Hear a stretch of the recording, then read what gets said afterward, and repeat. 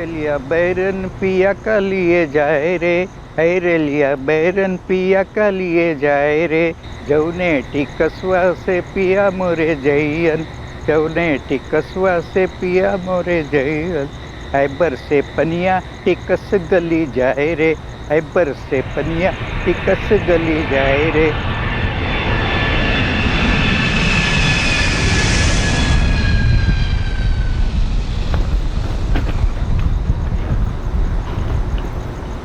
कमाल है यार, कोई लेने आया ही नहीं। टैक्सी स्टैंड पर कोई टैक्सी भी नहीं है। हाँ।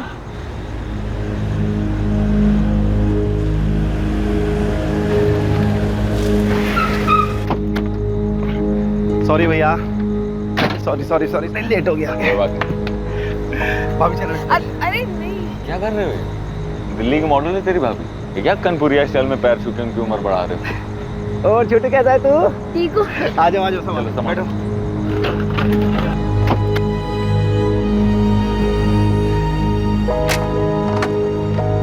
हैरेलिया बैरन पिया का लिए जाए रे, हैरेलिया बैरन पिया का लिए जाए रे, जौने टिकसवा से पिया मोरे जैयन, जौने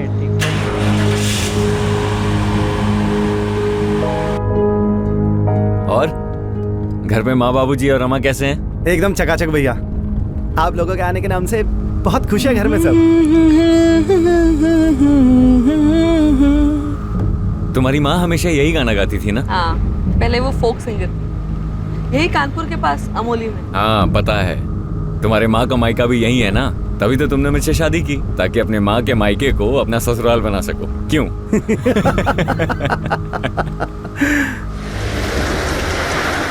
अरे कौन है तुम? कौन है तुम? संतोष अपनी पत्नी शगुफ्ता और बेटे कबीर के साथ कानपुर आया हुआ था अपने घर, अपने परिवार वालों से मिलने। सबका मन उत्साह से भरा हुआ था, लेकिन उन सब की खुशियां एक अंधेरे सपने में तब्दील हो गईं जब रात के अंधेरे में कुछ अज्ञात लोगों ने उन सब पर हमला कर दिया और शगुफ्ता को अपने साथ लेकर चले गए। क्या इस हमले के पीछे वहां के लोकल गुंडों का हाथ था, या फिर यह हमला एक सोची समझी साजिश थी?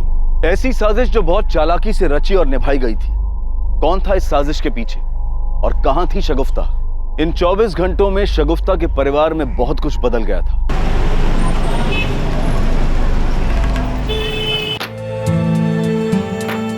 Nice.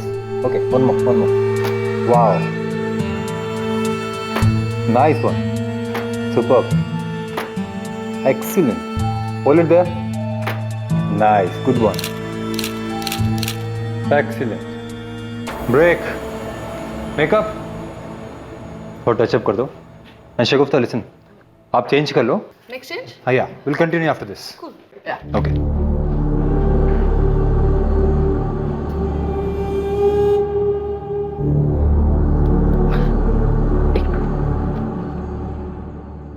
संतोष, तुम कब आए? जब तुम अपना मेकअप ठीक करवा रही थी। Stop it. तुम फिर शुरू हो गए? Jealous हबी? यार तुम्हें कोई छूता है ना तो तुम्हें बहुत गुस्सा आता है, पता है बाबा, लेकिन ये मेरा प्रोफेशन है ना।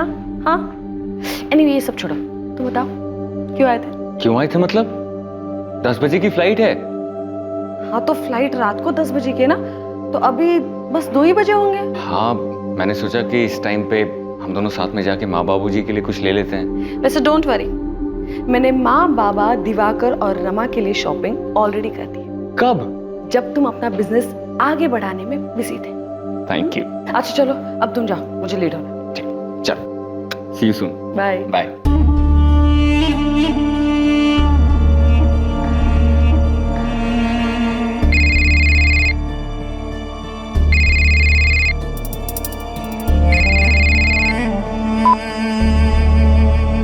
हाँ पापा।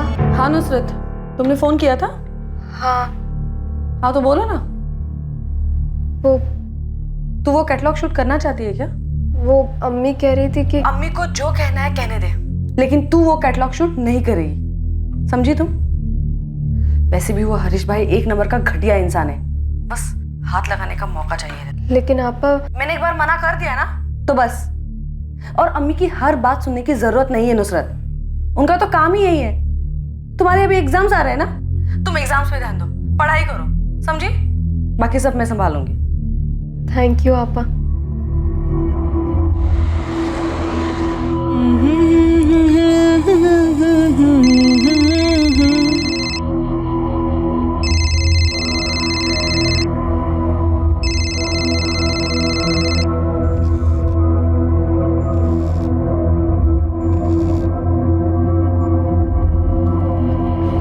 तुझे शूट पे जाना था, गई क्यों नहीं तू?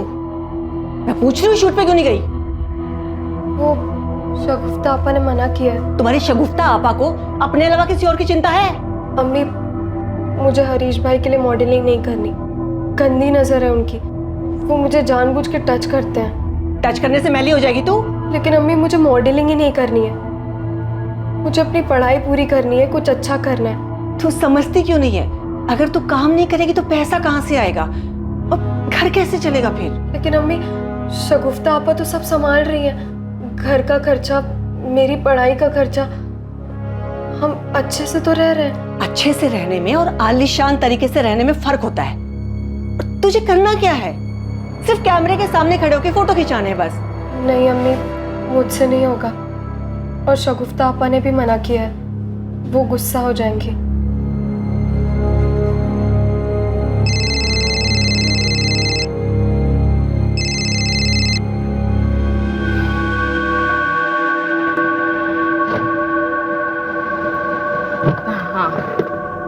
हाँ हो जाएगा। हाँ हाँ, मैं बस नीचे हूँ। हाँ, ऊपर ही आ रही हूँ मैं। हाँ हाँ इकबाल, तुम यहाँ पर क्या कर रहे हो? ना तेरी अम्मी फोन उठा रही है और ना ही तेरी बहन। इकबाल, तुम्हें जो भी बात करनी है ना, अम्मी से बात करो। मेरी बहन को बीच में घसीटने की जरूरत नहीं है, समझे तुम? और मेरा पीछा करना बंद कर दो, वरना मुझसे बुरा कोई नहीं होगा, मैं बता दे रही तुम्हें।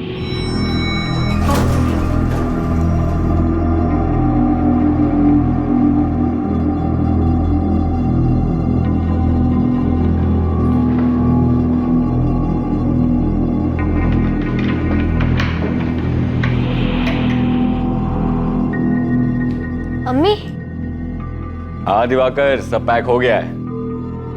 अब तो निकलेंगे बस थोड़ी देर में। हाँ हाँ भैया, आइए ना। आपके और भाभी के लिए बहुत ही बढ़िया इंतजार किए हैं हम। और जानते हैं, माँ बाबूजी बहुत ही वेट कर रहे हैं आपका। हाँ हाँ, अब तो पहुंच ही रहे हैं बस। जी भैया, प्रणाम।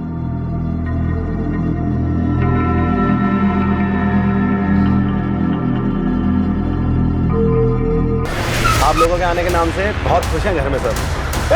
अरे कौन है तुम?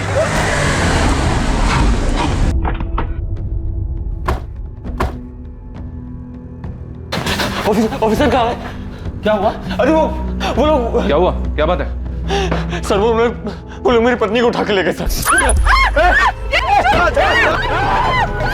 मैं बहुत डर गया था। मुझे लगा कहीं वापस आके फिर से हमें कोई नुकसान पहुंचाने की कोशिश ना करे। बड़ी मुश्किल से अपने घर पहुंचा सर। सबसे पहले अपने बेटे कबीर को घर पे छोड़ा और जब पुलिस स्टेशन आ रहा था तो मेरा भाई दिवाकर मिला। अरे दिवाकर! अरे भैया, और हम यहाँ आ गए सर। कार का मॉडल, कलर और नंबर क्या है? आपकी पत्नी की आपके पास फोटो है क्या? हाँ सर, मेरे सर तो मोबाइल में थी, वो उन लोगों ने छीन ली सर। सर मेरे मोबाइल में है सर। हाँ। ये इसमें सर मेरी कार की फोटो भी है सर, जिसमें वो भाभी को लेके गए। कौन सी?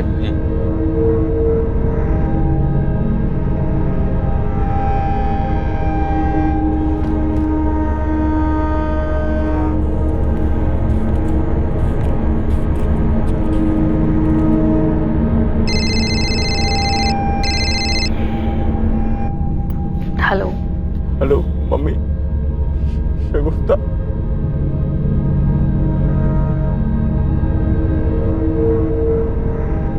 क्या हुआ अम्मी?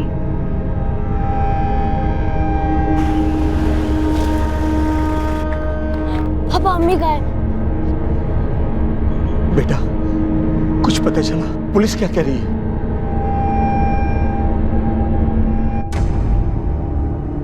शगुफ्ता की खोज बड़े पैमाने पर की जा रही थी। जगह जगह नाकाबंदी लगा दी गई थी, बैरिकेड लगाए जा रहे थे। सभी कार्स को बारीकी से चेक किया जा रहा था। हिस्ट्री शीटर से भी पूछताछ की जा रही थी। जी सर। कुछ पता चला? हर नाके पर हर जगह चेक किया सर। पर कुछ पता नहीं चला। वहाँ भी चेक किया जहाँ ये सब हुआ था। किसी शटर से कुछ मिला? सर वो लोग भी यही कह रहे हैं कि उन्हें नहीं पता कि ये काम किसने करवाया या किस गैंग का काम है। हो सकता है कोई नया गैंग हो। कार की क्या अपडेट है? नो सर, कार अभी तक मिली नहीं। संतोष और शगुफ्ता रात को 2 बजे एयरपोर्ट पहुंचे। एयरपोर्ट के बाहर से दिवाकर की गाड़ी में वो घर की तरफ जा रहे थे, जो कि शांति नगर में। सर एयरपोर्ट से शांति नगर पहुँचने में दिन के ट्रैफिक में तकरीबन 45 मिनट लगते हैं। रात में तो 20 मिनट से ज़्यादा नहीं लगना चाहिए। जब ये अटैक हुआ मेरे ख्याल में तब 2:30 बज रहे होंगे। और उसके बाद जैसा कि संतोष ने बताया, जी हाँ सर, फिर ये लोग कार लेकर कानपुर से फतेहपुर की तरफ बढ़े। संतोष और उसके बेटे कबीर को कार से उतार दिया। उस वक्त करीब 3 बजे होंगे। फिर 5 बजे ये लोग पुलिस स्टेशन आए। 3 से 5 के बीच में ये गुंडे शगुफ्ता और कार को लेकर फतेहपुर होते हुए निकल गए होंगे, प्रयागराज, बनारस या फिर कहीं भी। एक काम करो, शगुफ्ता और कार का फोटो आसपास के शहरों में डिस्ट्रिक्ट में भिजवा दो। एयरपोर्ट के आसपास पूछताछ करो, सीसीटीवी चेक करो। हो सकता है कोई बंदा इनको एयरपोर्ट के पास से ही फॉलो कर रहा हो। कार का नंबर और मॉडल आसपास के सभी गैरेज में भिजवा दो। शायद कार को बेचने की भी कोशिश हो। किसी ना किसी ने तो इनको देखा होगा। खबरी को भी काम पे लगा दो। बैठ जा। पुलिस ढूंढ रही है नुसरत, लेकिन कुछ पता नहीं चल पा रहा है। अरे काली, बिना शक्कर वाली चाय लाओ हमारे लिए। कहा है हमारी डाइट खराब करने में तो लियो। जीजू मुझे बहुत डर लग रहा है। आप लोग पुलिस पर प्रेशर डालिए ना। पता नहीं आपा किस हाल में होंगे।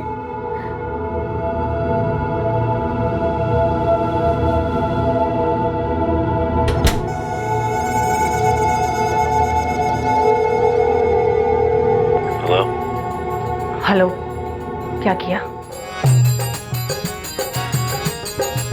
सब हो गया है, निश्चिंत रहो।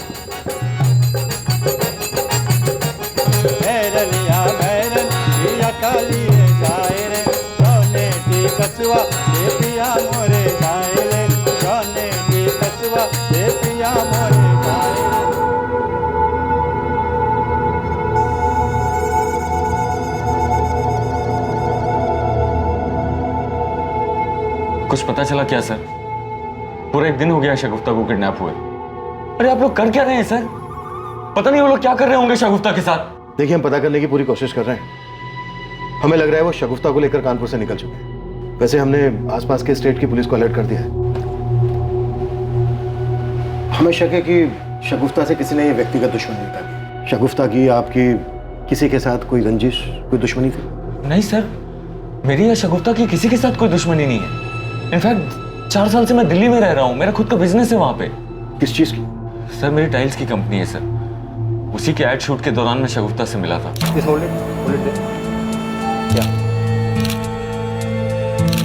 Very nice, very nice.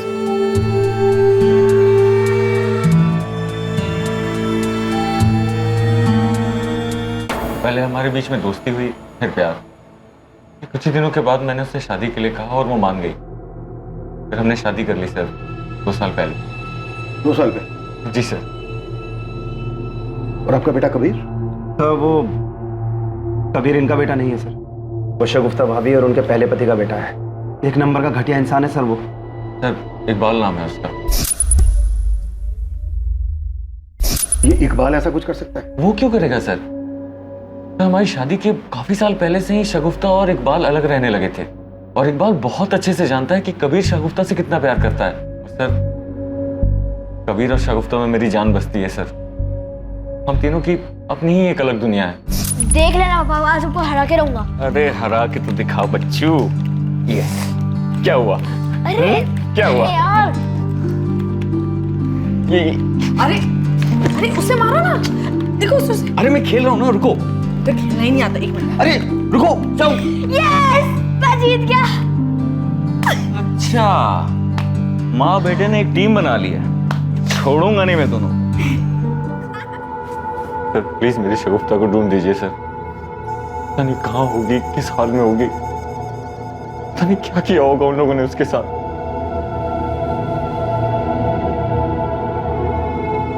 पापा, वो लोग अम्मी को कहाँ ले गए? अम्मी कब मिलेगी? मिल जाएगी बेटा, बहुत जल्द मिल जाएगी।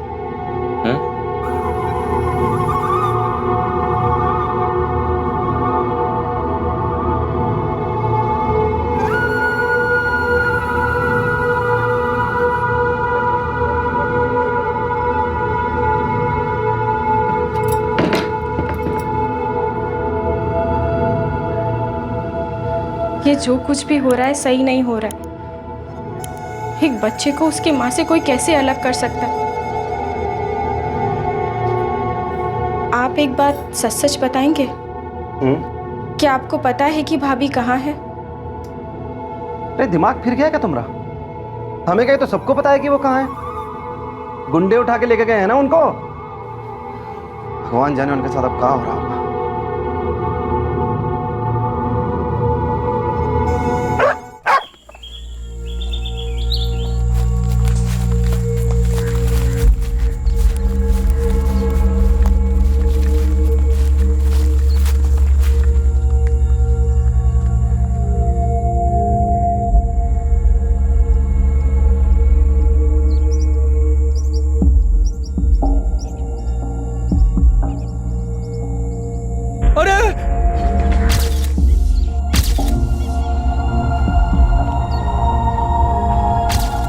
चेहरा साफ करो इसका। जी हाँ सर, बॉडी पर मल्टीपल स्टैबिंग्स है। हो सकता है रेप भी क्या हो। बॉडी पर गहने वगैरह कुछ भी नहीं है। शायद उन लोगों ने पैसे और गहने लूट कर इसे मार दिया और गाड़ी लेकर फरार हो गए। इसकी बॉडी पर 5 वार किए गए, बहुत पास पास। ऐसा लगता है कि वार एक के बाद एक हुए। इसने काफी स्ट्रगल भी किया होगा। और रेप? जी नहीं, रेप नहीं हुआ है। Are you sure doctor? Yes, rape नहीं हुआ है। Time of death? इसकी मौत लगभग 72 घंटे पहले हुई है। 72 घंटे पहले? यानी 18 अगस्त की रात को जब इसको अबडक्ट किया गया होगा तभी मार दिया गया होगा। जी, बॉडी डिकम्पोज होना शुरू हो गई है। देखने में तो सिंपल लग रहा है सर। पैसे गहने लूटने के बाद उन लोगों ने उसे मार दिया। उस वक्त कार में सिर्फ 4 लोग थे, दिवाकर, संतोष, शगुफ्ता और उनका बेटा कबीर। गुंडों ने सबसे पहले दिवाकर पर अटैक किया, उसे बेहोश करके वहीं फेंक दिया। फिर कार को ड्राइव करके वो जंगल की ओर ले गए और वहां पर संतोष के रोने गिड़गिड़ाने के बाद उन्होंने संतोष और उसके बेटे कबीर को उतार दिया। अगर उनका मकसद सिर्फ लूट था तो वो शगुफ्ता को भी वहीं उतार देते, उसे अपने साथ नहीं लेकर जाते। इससे तो एक ही पॉसिबिलिटी बनती है, रेप। हाँ, रेप। वो एक औरत को अपने साथ इसलिए लेकर गए ताकि उसका रेप कर सके, जैसा कि अक्सर क्रिमिनल माइंड होता है। लेकिन उन्होंने शगुफ्ता का रेप नहीं किया, उसके जेवर लूटे और मल्टीपल स्टेपिंग करके उसको मार दिया। हो सकता है सर वो लोग उसे भी ना मारना चाहते हो, बट शगुफ्ता ने उनका चेहरा देख लिया होगा। हो सकता है, लेकिन अब भी सवाल वहीं का वहीं है कि जब उन्हें शगुफ्ता का रेप करना ही नहीं था तो उसे अपने साथ लेकर क्यों गए? और अगर लूट करने के बाद शगुफ्ता को मारना ही था तो बाकी सबको क्यों छोड़ दिया, उन्हें क्यों नहीं मारा? त्रिवेदी, पता नहीं क्यों मुझे ऐसा लग रहा है कि शगुफ्ता का अबडक्शन उसे मारने के लिए किया गया था। कोई तो है जो किडनैपिंग की आड़ में शगुफ्ता को मारना चाहता था। तो फिर ऐसा कौन हो सकता है सर? त्रिवेदी, शगुफ्ता के घर वालों के बारे में पता करो, यहाँ कानपुर में भी और दिल्ली में भी। ये क्राइम जितना सिंपल दिख रहा है ना, उतना है नहीं। एक औरत इतने टाइम के बाद यहाँ कानपुर आती है और आते ही उसको मार दिया जाता है। मुझे लग रहा है कि हमें कहानी दिखाई कुछ और जा रही है, जबकि असल कहानी है कुछ और। शगुफ्ता सिंह को बहुत बेरहमी से मारा गया था। पोस्टमार्टम की रिपोर्ट के बाद पुलिस को शक हुआ कि शगुफ्ता को किसी गैंग ने सिर्फ लूट के इरादे से निशाना नहीं बनाया था, बल्कि सबके पीछे कोई और ही मकसद था। कोई और था जिसने पूरी प्लानिंग के साथ शगुफ्ता को मरवाया था। शगुफ्ता की मौत से किसे फायदा पहुंच सकता था? इस कत्ल के पीछे का मकसद क्या था? शगुफ्ता की मौत ने ये सारे सवाल खड़े कर दिए थे जिनके जवाब मिलने अभी बाकी थे। मुझे तो समझ ही नहीं आ रहा है कि मैं आपसे क्या कहूं। मुझे तो यकीन ही नहीं हो रहा है कि शगुफ्ता मर चुकी है। तुम्हारी वाइफ और तुम्हारी फैमिली के बीच सब कुछ ठीक चल रहा था? हाँ, सब कुछ बिल्कुल ठीक था हमारे बीच। वो हमारे घर की बहू थी, क्या बुरा हो सकता था? लेकिन आपके पड़ोसियों का तो कुछ और ही कहना है। अरे कुछ भी ठीक नहीं था सर। शादी के बाद संतोष अपनी पत्नी को लेकर आया था, लेकिन उसके बाप ने घर में पैर तक रखने नहीं दिया। पूरे खानदान के मुंह पर काली खमली है तुमने। एक तो एक बच्चे की माँ और ऊपर से उन लोगों की। अरे हमारे में क्या लड़कियों का अकाल पड़ गया है? कान खोलकर सुन ले, इसे तो हम किसी भी कीमत पर नहीं अपनाएंगे। और अगर तूने इसे तलाक नहीं दिया ना तो तुझसे भी सारे रिश्ते तोड़ लेंगे, याद रखना। तू अपनी औलाद से कोई कब तक नाराज रहे। और शगुफ्ता बहुत अच्छी लड़की थी। तो आपने उसे माफ कर दिया था? हाँ, माफ कर दिया था। वो और कबीर हमारे परिवार का हिस्सा है और मेरा बेटा उससे इतना प्यार करता था। हाँ, मैं शगुफ्ता से बहुत प्यार करता था, करता हूँ। लेकिन हमने तो सुना है शगुफ्ता से काफी नाराजगी थी, तो उसकी आदतों से काफी प्रॉब्लम थी। आई न्यू इट सर, वो शगुफ्ता को जरूर नुकसान पहुंचाएगा। वो तो हर समय ना उसको डोमिनेट करने की कोशिश करता रहता था। बहुत ही घटिया सोच वाला इंसान है ये संतोष।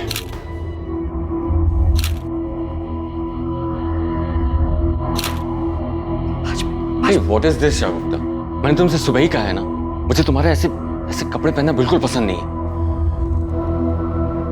मैंने भी तुमसे कहा था ना कि तुम मेरे पति हो और मैं तुम्हें पूरी रिस्पेक्ट और प्यार दूंगी, बस तुम मेरे काम में दखल मत देना। तुमसे शादी करने से पहले भी तो मैं मॉडल ही थी ना। देखो, मेरे लिए मेरा काम बहुत इंपॉर्टेंट है, इसलिए तुम इस बात को ज्यादा आगे मत बढ़ाओ। सर, अगर मैं ये कहूं कि मुझे शगुफ्ता के कपड़ों से कोई प्रॉब्लम नहीं थी तो ये झूठ होगा। मुझे प्रॉब्लम थी और उसे भी ये पता था। सर, मैंने आज तक अपने दिल की कोई भी बात उससे नहीं छुपाई थी। शगुफ्ता की माँ एक छोटी बहन भी है ना, शगुफ्ता का उनके साथ कैसा रिश्ता था? सर, उसकी छोटी बहन नुसरत में शगुफ्ता की जान बसती थी और अपने माँ से भी शगुफ्ता बहुत प्यार करती थी।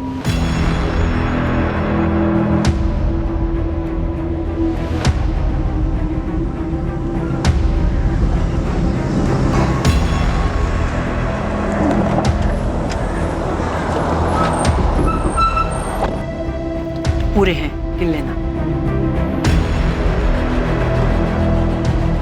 मैं जानती हूँ मेरी बेटी को किसने मारा। इकबाल, इकबाल ने मारा है मेरी बेटी को।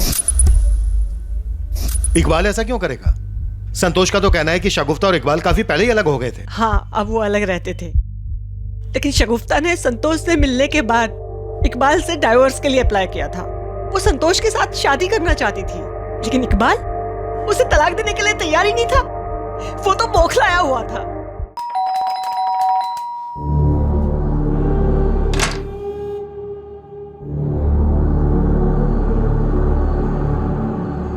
तुम मेरे साथ ऐसा नहीं कर सकती। ये सब क्या नाटक है इकबाल?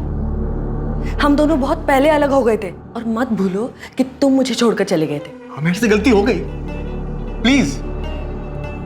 मैं संतोष से प्यार करती हूँ और उसी से ही शादी करूँ। हमारा बेटा कबीर? कबीर सिर्फ मेरा बेटा है। ये ठीक नहीं कर रही तुम, बहुत पछताओगी तुम।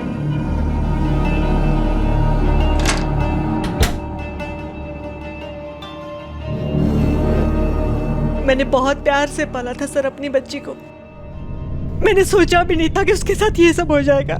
आपका नाम रागनी है और आपकी दोनों बेटियों का नाम शगुफ्ता और नुसरत। जी, मैं यही कानपुर के पास अमोली की रहने वाली हूँ। फोक सिंगर थी, अभी भी कभी कभी गा लेती हूँ। प्रोग्राम के दौरान शगुफ्ता के अब्बू अशफाक से मेरी मुलाकात हुई। मुझे प्यार हो गया और हमने शादी कर ली। शादी के 3 साल बाद मेरे हस्बैंड की डेथ हो गई। सर, मैं ही जानती हूँ कि मैंने अपने दोनों बच्चियों को कैसे पाला है। रागनी जी, इस हिसाब से तो आपकी छोटी बेटी बहुत छोटी है। जी, नुसरत मेरे जेठ की बेटी है। जब ये 3 साल की थी तब मैंने इसे गोद लिया था। शगुफ्ता की शादी हो गई थी, मैं अकेले पड़ गई थी, इसलिए मैंने इसे गोद लिया था। सर, मैंने दोनों बच्चों को बहुत प्यार से पाला है। आप उस इकबाल को पकड़िए सर। कहाँ मिलेगा ये इकबाल?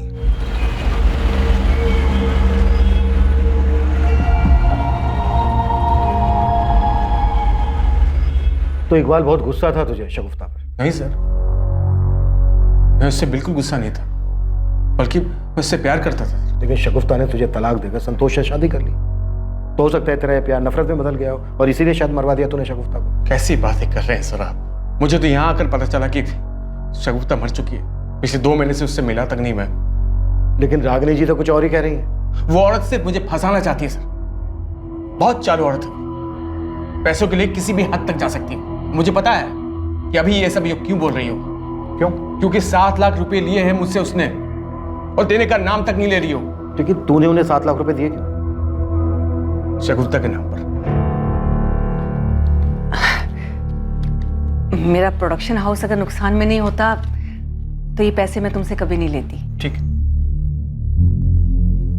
शगुफ्ता को मना लीजिए प्लीज, मैं उसके बिना नहीं रह सकता। अरे चिंता मत करो, शगुफ्ता तुमसे बहुत प्यार करती है। मैं बात करूंगी ना उससे, और संतोष के साथ शादी मैं होने नहीं दूंगी। इस बात को 2 साल हो गए सर। शगुफ्ता की शादी भी हो गई, अब वो औरत ना मेरे पैसे लौटा रही है न मेरे फोन का जवाब दे रही। शगुफ्ता की माँ शगुफ्ता की हत्या का इल्जाम तेरे सर पे लगा रही है और तू यहाँ अपनी कुछ अलग ही कहानी सुना रहा है। कोई कहानी नहीं सुना रहा सर, कहानी सुनाना तो उस रागिनी का काम है। कुछ काम हम तो करती नहीं औरत, सिर्फ पैसे के लिए शगुफ्ता के पीछे पड़ी रहती थी। मैं बोल रहा हूँ बहुत चालू औरत है वो सर। शगुफ्ता 14 साल की थी ना, तब से उसने उसे काम पर लगा दिया था। इनफैक्ट हमारी शादी भी इस रागिनी की वजह से टूटी थी। और वो दूसरी बेटी ना उसकी, नुसरत, उसे भी उसने इसलिए गोद लिया था ताकि उसके पास बुढ़ापे में पैसे आते रहे। पैसों के लिए सर वो किसी भी हद तक गिर सकती है। आपा ये देखो इसकी शक्ल। तुम दोनों क्या खिकी कर रहे हो? इस मैगजीन में बात की है मैंने, अच्छे पैसे देने मॉडलिंग के। अम्मी आप जानती है ना मैं ऐसे शूट नहीं करती। हाँ तो तुझे कौन कह रहा है? नुसरत करेगी ना। अम्मी नुसरत ये सब बिल्कुल नहीं करेगी। जब ये मॉडलिंग करना ही नहीं चाहती है तो आप इसके पीछे क्यों पड़ी है? तू अपना मुंह बंद रख। खुद तो शादी करके सेट हो गई, अब हमारे घर का क्या होगा, कैसे गुजारा होगा, सोचा कभी? किस चीज की कमी है आपको? हाँ, आपकी हर जरूरत तो पूरी हो रही है ना। लेकिन हाँ, आपकी ख्वाहिशें मैं पूरी नहीं कर सकती क्योंकि उसका तो आंख है ही नहीं। अम्मी आपके लिए कितना भी करो कम ही है। अगर आपका बस चले ना तो अब अपनी बेटियों को धंधे पर बिठा दो। बकवास नहीं चाहिए।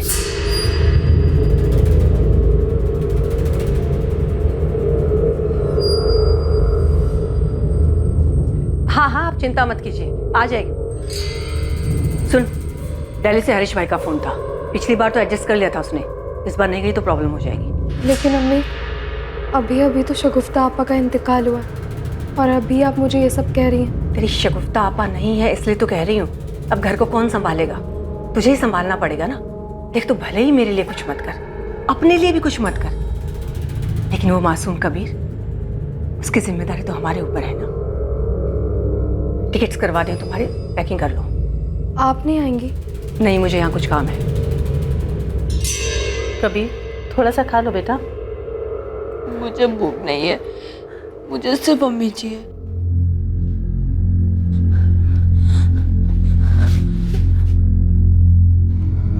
पापा अम्मी का है, मुझे सिर्फ अम्मी चाहिए। कबीर, तुम्हें याद है ना अम्मी क्या कहा करती थी? जो बच्चे अच्छे से खाना खाते हैं अम्मी उसी से प्यार करती है, याद है ना? तुम्हें अम्मी का प्यार चाहिए तो अच्छे से खाना खाना होगा ना, अम्मी बुरा मान जाएंगी। आप भी तो खाना नहीं खा रहे, अम्मी बुरा मानेगी ना।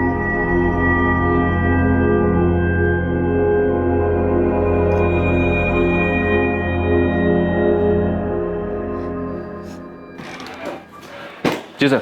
कार का कुछ पता चला? नहीं सर, कानपुर के बॉर्डर के पास हर जगह पता कर लिया। और इकबाल का? जी हाँ सर, इकबाल के बारे में पता करवाया। काफी रसिक मिजाज का आदमी है, ड्रिंक्स करता है, कभी कभी औरतें भी आती है उसके पास। कबीर 8 साल का था जब शगुफ्ता और इकबाल अलग हुए थे। ये कॉल रिकॉर्ड्स आ गया सर, ये देखिए। इकबाल रागिनी और नुसरत को बार बार कॉल कर रहा था सर, और शगुफ्ता को भी। हो सकता है अपने 7 लाख रुपए वापस लेने के लिए पीछे पड़ा। सर फैमिली के बाकी मेंबर्स तो क्लीन है, पर इस रागिनी का कुछ झोल लग रहा है। ये देखिए सर, ये रागिनी यहाँ कानपुर में किसी के रेगुलर टच में थी, किसी शैलेंद्र नाम के आदमी के। और जिस रात शगुफ्ता यहाँ कानपुर में आई थी उस रात भी इसने शैलेंद्र को 8 बार कॉल किया था। हाँ मैंने किया था फोन। शैलेंद्र मेरा चचेरा भाई है। कमाल है, चचेरा भाई है तो आपने इतने सालों से अपने चचेरे भाई से कांटेक्ट क्यों नहीं किया? जहां तक मैं देख पा रहा हूँ पिछले 2 महीने से ही आप दोनों के बीच बातचीत हो रही है। असल में ये भी एक फोक सिंगर है, लेकिन यहाँ कानपुर में रहकर कोई क्या कमाएगा। मैंने इससे कहा था कि दिल्ली में आ जाओ, मेरे साथ काम कर लो। सर क्या एक बहन अपने भाई के लिए इतना भी नहीं कर सकती?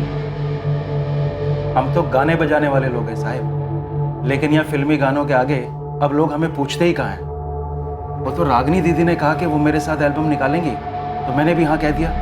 वैसे बड़ा ही अजीब इत्तेफाक है रागिनी जी, आपकी बेटी की हत्या के 2 महीने पहले आप दोनों भाई बहन के बीच प्यार पनपा। कहीं इस प्यार पनपने की कोई और वजह तो नहीं है? तो आपको लगता है मैंने शगुफ्ता को मरवाया? अच्छा, वो आपने खुद अपने मुंह से कह दिया। वरना एक माँ अपनी बेटी की हत्या करवा सकती है, ये सोच के भी बुरा लगता है। ऐसे जो औरत अपनी बेटी के पहले पति से अपनी बेटी के नाम पर पैसे ले सकती है और एक बच्ची को इसलिए गोद ले सकती है कि अपने स्वार्थ के लिए उसकी इच्छा के विरुद्ध उससे काम करवा सके, औरत कुछ भी कर सकती है। मैं अच्छी तरह से जानती हूँ आपके कान में ये सब बातें कौन डाल रहा है। मुझे बस इतना पता है कि मैंने कुछ नहीं किया, ये सारा किया धरा उस इकबाल का है। शगुफ्ता उसे मिली नहीं तो उसने बर्बाद दिया उसे, और अब सारा इल्जाम मुझ पे लगा रहा है। सर, अगर आपको मेरे खिलाफ कोई भी सबूत मिले तो आप गिरफ्तार कर सकते हैं मुझे। साहब सच में हमने कुछ नहीं किया।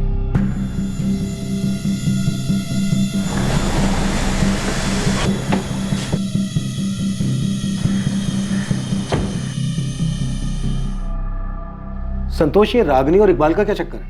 शगुफ्ता की हत्या का इल्जाम दोनों एक दूसरे के सर पे लगा रहे हैं। पता नहीं सर, शगुफ्ता अपनी छोटी बहन नुसरत से बहुत प्यार करती थी। अपनी माँ से कुछ खास प्यार नहीं था उसे, पर वैसा कोई झगड़ा भी नहीं था। हाँ, अक्सर नुसरत को लेकर दोनों के बीच में कहासुनी हो जाती थी।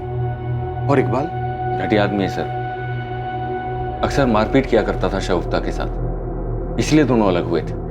लेकिन सर, मुझे ये नहीं समझ में आ रहा है कि ये 2 साल बाद क्यों उसका मर्डर करवाएगा। शगुफ्ता ने तुम्हारे साथ शादी की, हो सकता है वो इस बात को लेकर गुस्से में।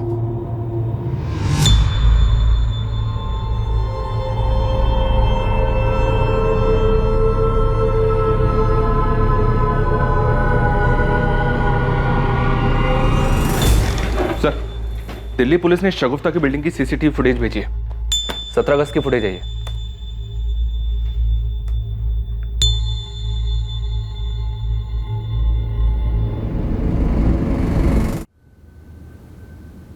इकबाल, तूने तो हमसे कहा था कि तू शगुफ्ता से पिछले 2 महीने से नहीं मिला है। पता क्या है हमने? शगुफ्ता की मौत से 1 दिन पहले तो शगुफ्ता के घर गया था। हाँ सर, मैं वहां पर गया था क्योंकि रागिनी ना मेरा फोन उठा रही थी ना मेरे पैसे लौटा रही थी, तो शगुफ्ता से यही कहने गया था मैं। अगर तू सिर्फ पैसों की बात करने गया था तो ये क्या है? क्या है ये? अब आगे बकेगा या आगे की कहानी भी दिखाऊं? शगुफ्ता, देख, जहां प्यार होता है ना, वहीं इतना गुस्सा होता है। मैं जानता हूं तुम मुझसे बहुत प्यार करती है ना? दिमाग खराब हो गया तेरा? हाँ, मेरे दिल में तेरे लिए कुछ भी नहीं है, न प्यार न गुस्सा न नफरत, कुछ नहीं, समझा तू? तू झूठ बोल रही है, मुझे मालूम है। तू मुझे जलाने के लिए उस संतोष से शादी की। देख, तेरे से अलग होने के बाद तेरी वैल्यू समझाऊं मैं। देख प्लीज, संतोष को छोड़ के मेरे पास आ जा प्लीज। इस गलतफहमी में मत रहना तुम। मैं संतोष से इसलिए शादी करी क्योंकि मैं उससे प्यार करती हूँ, और तेरे लिए ना मेरे दिल में कुछ भी नहीं है। अपने दिमाग में डाल दे, कुछ भी नहीं। सर, मैं शगुफ्ता से बहुत प्यार करता था और वहां सिर्फ मैं उसे मनाने गया था। और वो जब नहीं मानी तो मरवा दिया, ये सोचकर कि अगर वो तेरी नहीं हो सकती तो फिर किसी की नहीं हो सकती। मैं उसे कैसे मरवा सकता? मैं उससे बहुत प्यार करता था, अब भी करता हूं। बहुत मोटी चमड़ी है ना तेरी, ऐसे नहीं मानेगा। द्विवेदी, एकदम ससुराल वाली खातिर करना है। इकबाल ने मारा है शगुफ्ता भाभी को, पुलिस ने पकड़ लिया है उसे। अब्बू? कबीर, मैं तुम्हारा पापा हूं, उस आदमी से तुम्हारा कोई लेना देना नहीं है। आज से मैं ही तुम्हारा पापा और तुम्हारी अम्मी भी।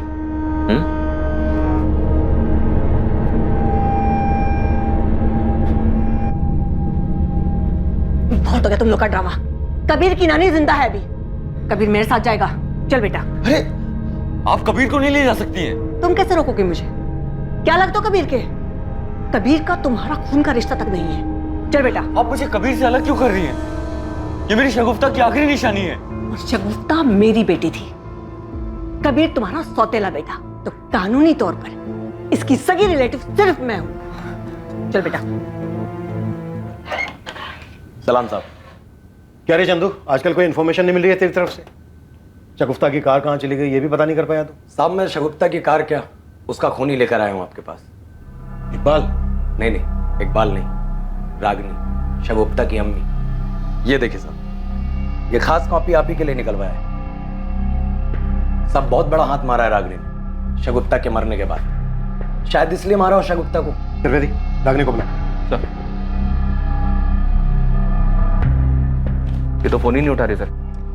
जिस होटल में रागिनी रुकी थी उस होटल से पता करो इस वक्त वो कहाँ। सर, हेलो, ये रूम नंबर 204 में रागिनी जी से बात करवाइए प्लीज। सर वो तो चेकआउट करके चली गई। व्हाट? क्या हुआ? वो तो चेकआउट करके निकल गई सर। सर, रानी जी कबीर को लेके चली गई हैं सर, उनको रोकिए ना प्लीज, हमें एफआईआर करना है उसके खिलाफ। त्रिवेदी, रागनी के नंबर से पता करो कि उसने कोई कैब बुक की है क्या। हर नाके को अलर्ट करो, किसी भी हाल में ये औरत हमारे यहाँ से निकल लेनी चाहिए। नानी प्लीज मुझे पापा के पास ले चलो, प्लीज प्लीज। चुपचाप बैठे रहो। सर पता चल गया, रागिनी ने स्पीड अप कैब बुक किया, एयरपोर्ट की तरफ गई है। इससे पहले कि वो एयरपोर्ट पहुंचे, अरेस्ट, मूव।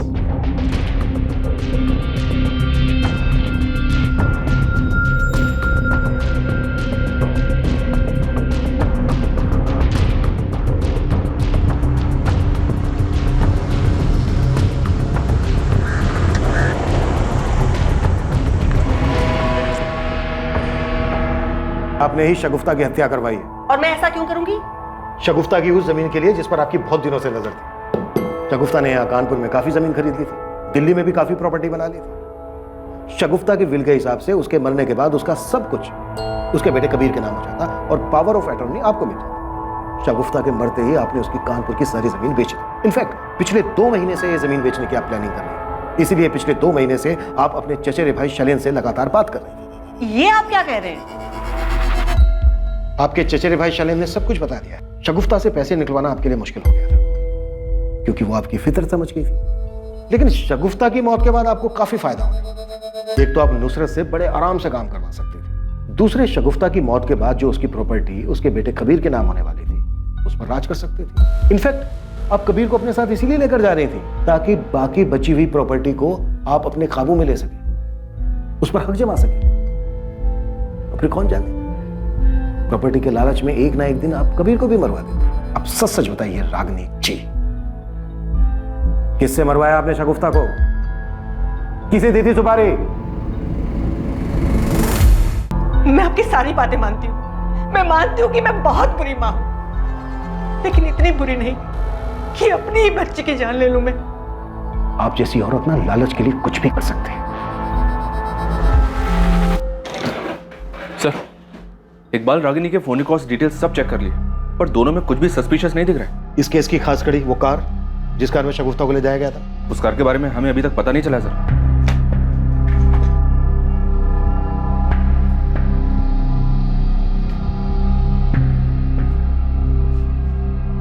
लगता है इस कार को ज्यादा यूज नहीं किया जाता था।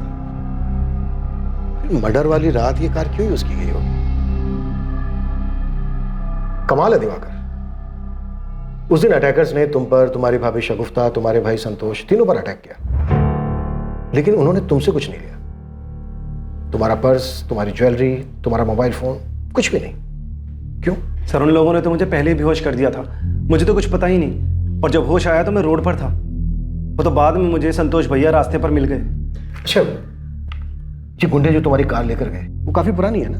जी सर, वो मेरे पापा की कार है, 25 साल पुरानी। और तुम्हारे पास तो एक नई बड़ी महंगी कार भी है। उस दिन दिल्ली से तुम्हारी मॉडल भाभी आ रही थी, लेकिन उन्हें लेने के लिए तुमने अपनी नई कार नहीं निकाली, वो पुरानी कार लेकर, वो भी वो पुरानी कार जिसे स्पेशली एक ही दिन पहले तुमने ठीक करवाया था।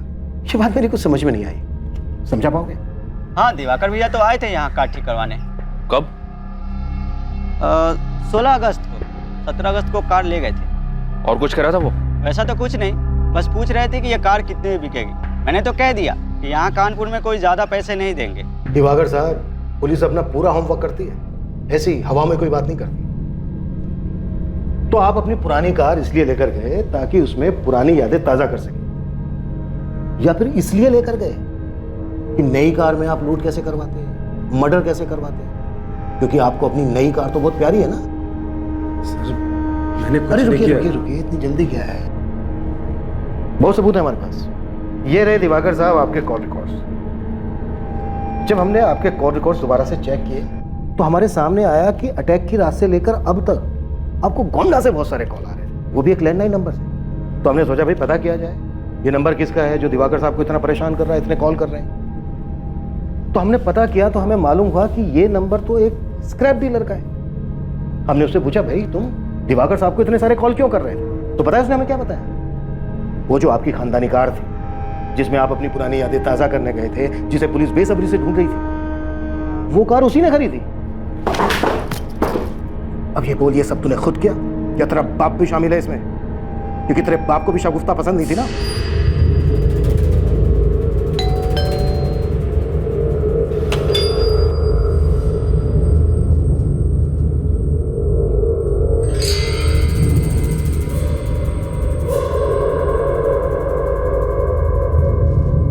तुम पुराने ख्यालों के ही रहो।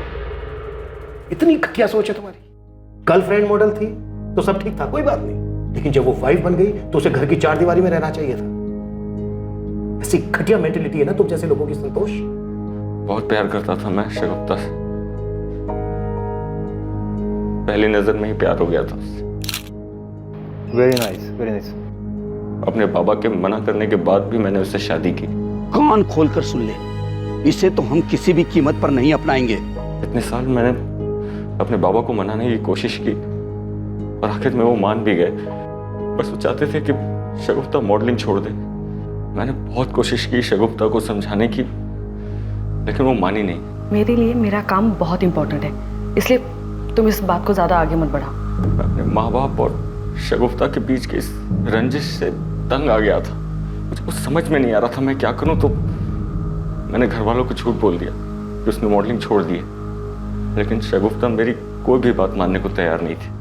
प्लीज संतोष, तुम्हें उनसे झूठ बोलने की जरूरत नहीं थी। मैंने तुमसे शादी की है, लेकिन इसका मतलब ये नहीं कि मेरी अपनी कोई आइडेंटिटी ही नहीं है। मुझे अपने काम से बहुत प्यार है। तुम्हें अगर अपने काम से इतना प्यार है तो नुसरत को क्यों मना करती हो? क्योंकि उसे ये सब पसंद नहीं है।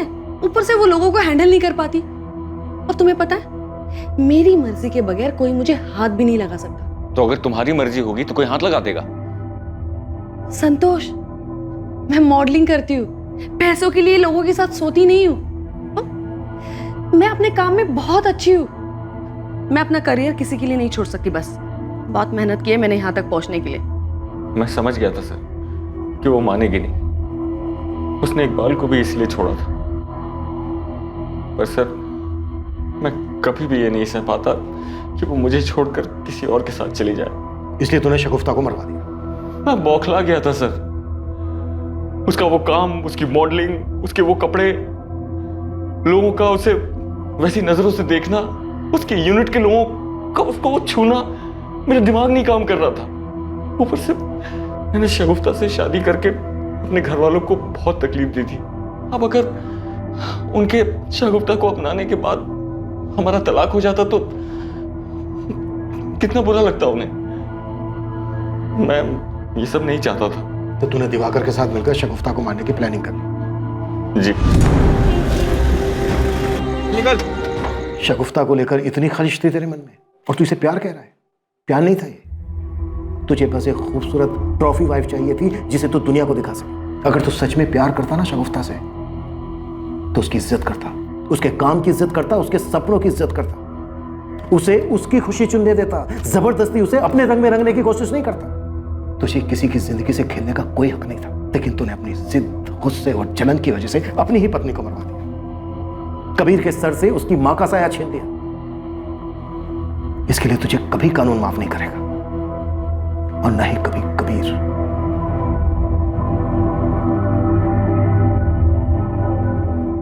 कैसा प्यार था ये? क्या ये सच में प्यार था, या ये सिर्फ संतोष की जिद थी? और ऐसा सिर्फ एक शगुफ्ता के साथ नहीं हुआ है। आज के आधुनिक युग में भी शादी के बाद लड़कियों से अपेक्षा की जाती है कि वो अपनी पुरानी जिंदगी, अपनी पहचान को भूलकर अपने पति और उसके परिवार वालों की इच्छा के मुताबिक ही काम करें। एक लड़की को कैसे रहना चाहिए, क्या खाना चाहिए, क्या पहनना चाहिए, क्या करना चाहिए और क्या नहीं करना चाहिए, ये सब उस लड़की के ससुराल वाले और उसका पति मिलकर तय करते हैं। पर क्या ये सही है? शादी तो पति पत्नी को एक दूसरे पर बराबर का हक देती है, तो फिर ये पक्षपात क्यों? लेकिन एक रिश्ता सच्चा तभी कहलाता है जब उस रिश्ते में बंधे हुए लोग एक दूसरे के निर्णय को सराहते हैं, एक दूसरे को आगे बढ़ने के लिए प्रेरित करते हैं, एक दूसरे की ढाल बनकर खड़े होते हैं। और शादी के रिश्ते में ये बात पति और पत्नी दोनों पर लागू होती है। जिस इंसान से कोई रिश्ता जोड़ा गया हो और उसे निभाने की चाहत भी हो, तो उसके लिए सीने में खलिश और मन में आपराधिक भावनाएं लेकर जीना कोई जीना नहीं। देखते हैं हमारे आज के एपिसोड की दूसरी कहानी।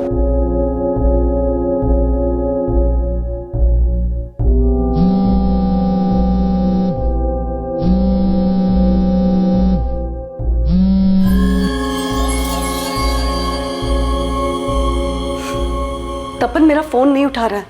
उसे और थोड़ा टाइम दो, परेशान है वो, अभी सब कुछ नहीं भूला पाया वो। तपन ने तो पीना भी शुरू कर दिया है। जानता हूं, कल रात को जब देर से लौटा था तो मैंने ही दरवाजा खोला था।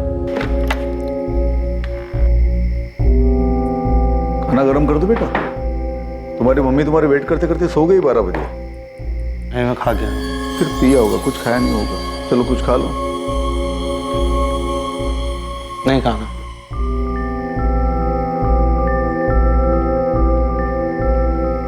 तपन,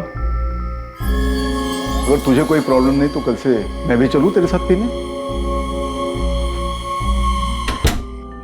बिना टेंशन मत लो, उसे और थोड़ा टाइम दो।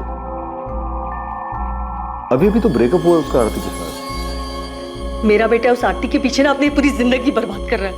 यही बात उसे खुद रियलाइज करने दो, तब जाके इस सबसे बाहर निकलेगा।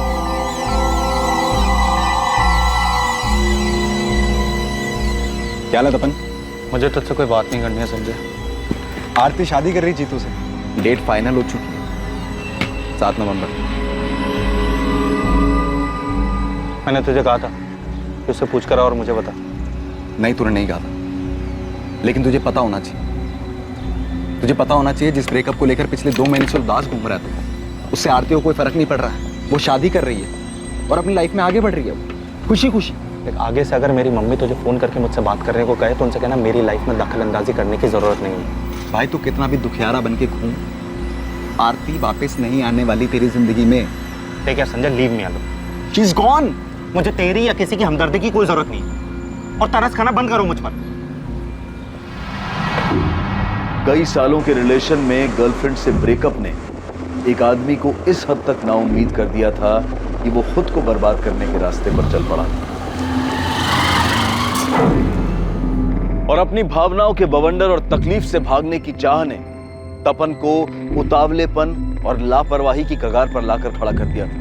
कहते हैं कि लोगों का मिलना बिछड़ना, रिश्तों का बनना और बिगड़ना, ये सब संजोग है, सब नियति का खेल है जिस पर इंसान का कोई बस नहीं चलता। पर शायद दर्द में जी रहे 28 वर्षीय तपन गर्ग के लिए अभी ये बात स्वीकार कर पाना बहुत मुश्किल था। वो एक ऐसी अवस्था में था जिससे बहुत सारे नौजवान गुजरे होंगे और शायद आगे भी गुजरेंगे। भले ही रिश्ता खत्म हो चुका था, पर तपन के सर पर अपने आप को खत्म करने का जुनून सवार।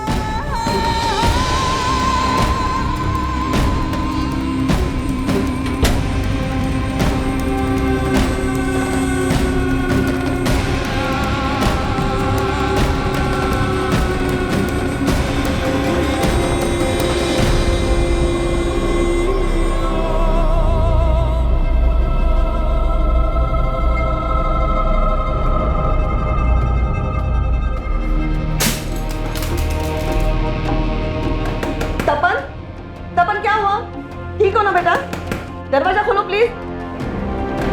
तपन, कोई चोट तो नहीं लगी ना तुझे?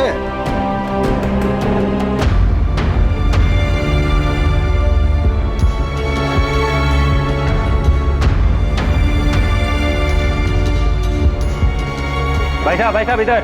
हेलो भाई साहब, एक से बढ़कर एक आइटम। आओ ना, मैं दिखाता हूँ। देखने का पैसा नहीं है भाई साहब। अरे भाई साहब, यहाँ आपके हिसाब की मिलेगी। भाई साहब यहाँ आओ ना।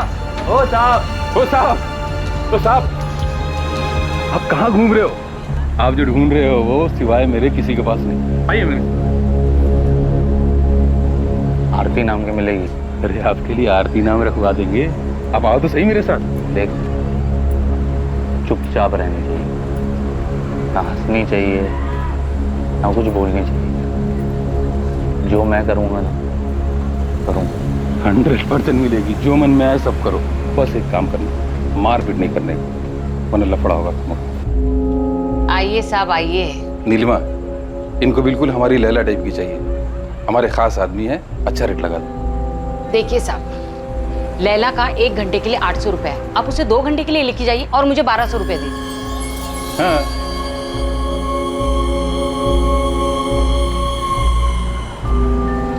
अब 2 घंटे के लिए लैला आपकी। अपने साथ नहीं लाए होंगे ना, तो ये पहन ले। लीजिए सर,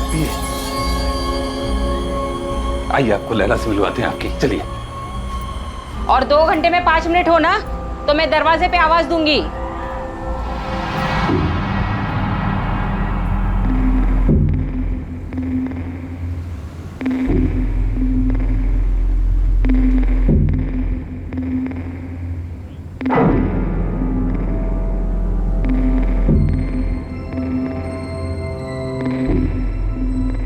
इस वक्त इस कमरे में बैठा तपन गर्ग अपने अंदर की अशांति और निराशा के कारण एक अपराध के क्षेत्र में प्रवेश कर चुका था और आगे चलकर अनजाने में वो एक अपराध का हिस्सा भी बनने वाला था, या फिर संयोग उसका जीवन बदलने वाला था।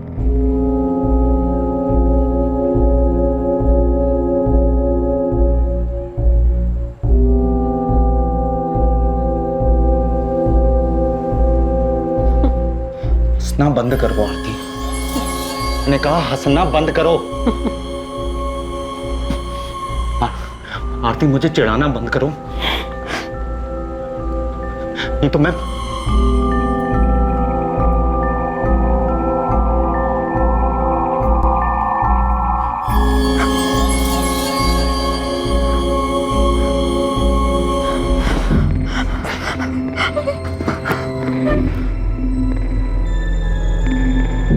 कुछ नहीं करना है मुझे तुम्हारे साथ, कुछ नहीं। रिजेक्ट जानते हो क्या होता है? मुझे तुझे टच भी नहीं करना, कोई फीलिंग्स नहीं है तुम्हारे लिए मेरे अंदर। तुम आरती हो, आरती। तुम मुझे छोड़कर किसी और के साथ शादी कर रही हो, मुझे छोड़कर।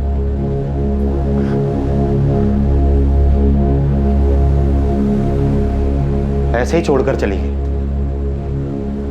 क्यों क्यों छोड़ा मुझे? क्या कमी है मेरे अंदर?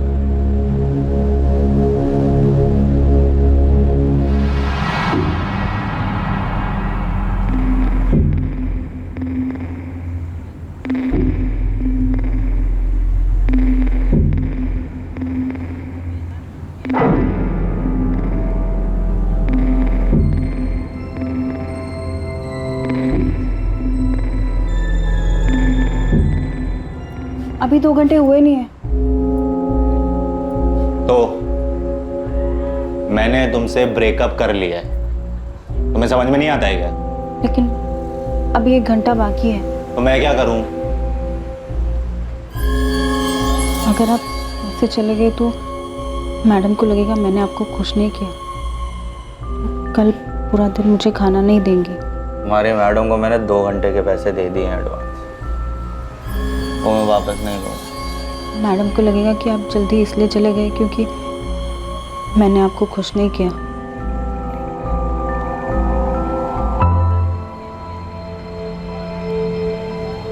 क्या कमी है मुझमें? ऐसे ही छोड़कर चल।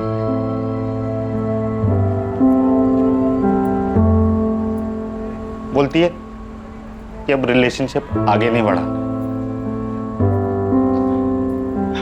तुम्हें पता है मैं कितना प्यार करता था उससे, लेकिन वो मुझे ऐसे ही छोड़कर चली।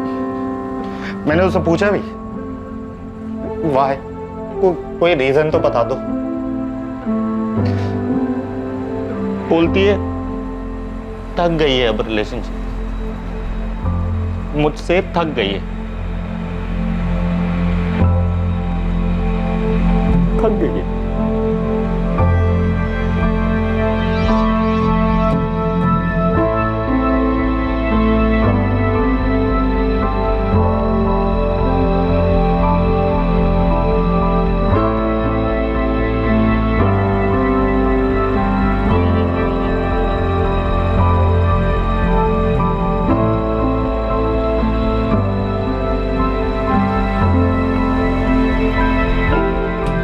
साला इस लैला से सब कस्टमर नाखुश होकर जाते हैं, लेकिन इस बंदे ने इसमें ऐसा कौन सा ताजमहल देख लिया? दोनों सड़ियल हैं, जैसा वो वैसी लैला। अब दोनों की जम गई।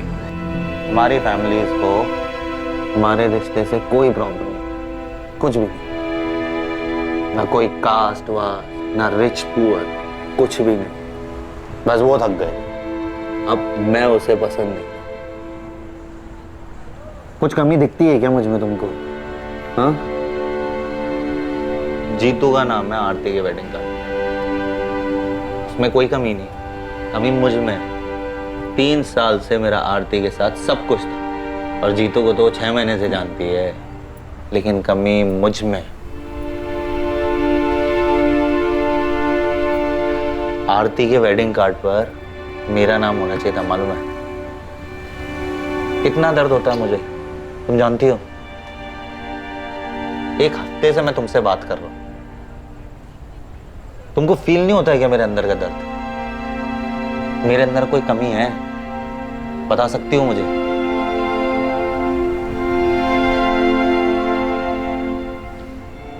खाना मिलता है तुझे? बस खाना खाओ, पेट भरो, बस। और कोई फीलिंग्स नहीं है ना तुम्हारे अंदर, है ना? मैं खाना नहीं खा पा रहा हूं, सो नहीं पा रहा हूं चैन से, जी नहीं पा रहा हूं, रोज मरने की सोचता हूं, इसलिए चला आता हूं यहाँ नरक में। लेकिन तुमको तो बस खाना ही खाना है ना।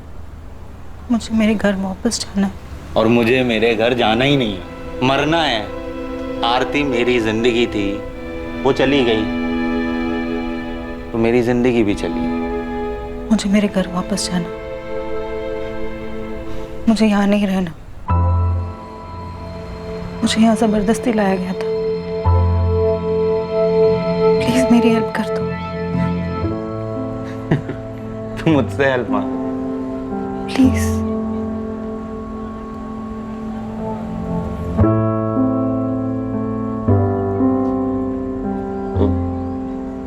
क्या नाम बताया था तुमने अपना? लैला, पर वो मेरा असली नाम नहीं है। ये लोग मुझे यहाँ इस नाम से बुलाते हैं। मेरा नाम नफीसा कुरैशी है।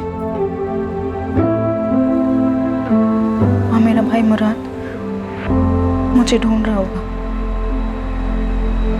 अम्मी को और भाई को पता भी नहीं होगा कि मैं यहाँ आगरा में हूँ। मुराद, तुम जिस कंपनी के बारे में बता रहे हो उसके बारे में पता तो किया था, हमारे सामने ही कॉल किया था, पर वो लोग ऐसे ही किसी को काम पर तो नहीं रखते। नफीसा कुरैशी? नो सर, इस नाम की कोई ज्वाइनिंग नहीं और ना ही कोई बीना कुमारी नाम की एम्प्लॉय है हमारे यहाँ। आप बोल रहे हैं कि उसने नफीसा कुरैशी को हमारे यहाँ रिक्रूट किया था? 16 अगस्त की बात है शहनाज जी। नफीसा यहाँ अपने घर रांची से निकली थी। उसने अपने भाई मुराद और माँ बिल्किस को यही बताया था कि वो आपके मुंबई वाले ऑफिस को ज्वाइन करने जा रही है। नफीसा इस बीना कुमारी से ही मिली और उसने कहा था कि बीना के जरिए ही उसे रिसेप्शन का जॉब मिला। आई एम सॉरी सर, हमारे यहाँ रिक्रूटमेंट ऐसे नहीं होते हैं। उसके लिए अलग से HR डिपार्टमेंट है। शायद उस लड़की ने अपने घर वालों से झूठ बोला होगा। मुराद, हमने नफीसा को ढूंढने की बहुत कोशिश की, पर इतना तो कंफर्म है कि उसने KNT फार्मा ज्वाइन तो नहीं किया।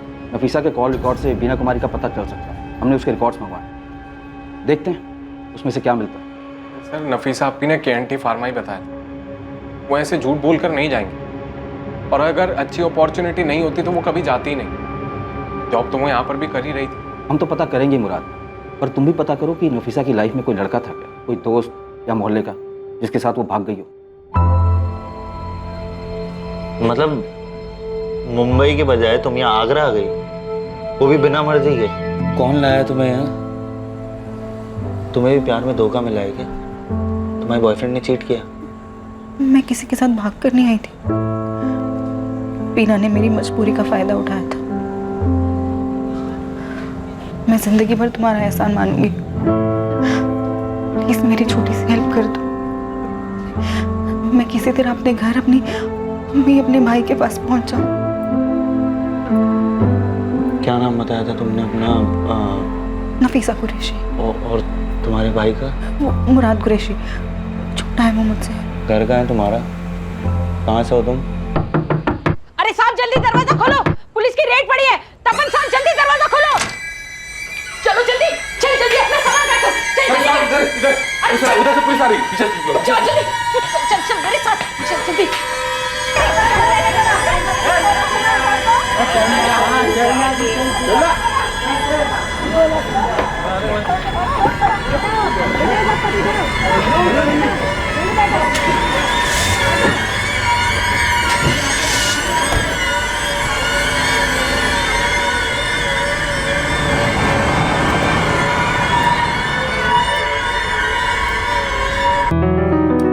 ये ले पराठा, और एक बनाओ या कुछ और खाएगा? बस।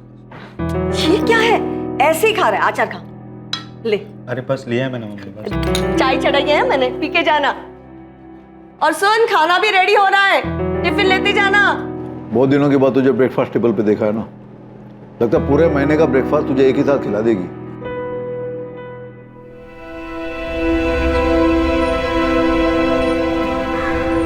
आज आगे से फोन करके बुलाया तूने, वो भी इतना अर्जेंट? क्या बात है? पैचअप हो गया आरती से? बेटा शादी के कार्ड छप चुके हैं उसके। नहीं यार, तू चलना मेरे साथ, चाय की दुकान पे चल के बात करनी है तुझसे बहुत जरूरी। चलना प्लीज। क्या बोल रहा है तू? रेड बढ़ गई? तू धंधे वाले के साथ था? अबे तू क्या कह रहा है? तेरे को समझ में भी आ रहा है? तू साले पकड़ा जाता, जेल में सड़ रहा होता, और अंकल आंटी क्या सोचते, गधे। और वो आरती साले खुश होती, वो बोलती थी मेरे को पता है इसके बारे में सब कुछ, मैंने इसलिए छोड़ दिया उसे। अरे आरती की फिक्र नहीं है कि वो क्या सोचती है, इस वक्त मुझे सिर्फ नफीसा की फिक्र है। नफीसा? अब नफीसा कौन है बे? इसने भी दिल तोड़ा गया तेरा? 1 हफ्ते पहले मिला उससे, जब रेड बढ़ी थी तब उसी के साथ था। वो धंधे वाली? अरे धंधे वाली मत बोल यार, जबरदस्ती रखा गया उसे। मैं उससे सब पूछ ही रहा था, वो मुझे सब बताती, इससे पहले रेड पड़ गई वहां। सिर्फ इतना पता पड़ पाया है कि उसका एक छोटा भाई है जिसका नाम मुराद है। तो अब तो अपने साले को ढूंढेगा। अबे साले, नफीसा कुरैशी नाम सुनते ही अंकल आंटी बेहोश हो जाएंगे, और जब होश में आएंगे ना, तू बताएगा वो क्या करती है, फिर बेहोश हो जाएंगे वो। अरे मेरे बाप, मुझे उससे शादी नहीं करनी है। मैं तुझे सिर्फ इतना बता रहा हूं कि पिछले 1 हफ्ते से मैं उसी के साथ था, उसे अपना दुख बताया जा रहा था और वो चुपचाप सुन रही थी, कुछ नहीं बोली। लेकिन जब बोली तो सिर्फ इतना बोली कि उसे जबरदस्ती रखा हुआ। इससे पहले मुझे वो कुछ और बताती, वहां रेड पड़ गई। भाई अच्छा हुआ रेड पड़ गई, नहीं तो तेरे दुखियारेपन की डोज डबल हो जाती। बैठ यहाँ। देख मैं खुश हूं कि तू आरती के चक्कर से बाहर निकल गया, लेकिन वापस से किसी नफीसा के चक्कर में अपनी लाइफ मत बर्बाद कर यार। अरे यार संजय, वो मुसीबत में है। तू सुनना, एक काम करना, तू वहां जा, जग्गू से मिल। जग्गू तुझे नीलिमा के अड्डे पे लेके जाएगा, उधर तुझे लैला के बारे में पूछना है। बोल कर भी नफीसा का नाम मत लेना प्लीज यार। मैं तो खिसक गया है क्या? मैं नहीं जाना वहां लैला लैला करने। अरे यार प्लीज यार संजय, वो मुसीबत में है यार, उसे हेल्प चाहिए यार, प्लीज यार। अबे तू मुसीबत में, तेरे को मदद चाहिए यार संजय यार। जा रहा हूं।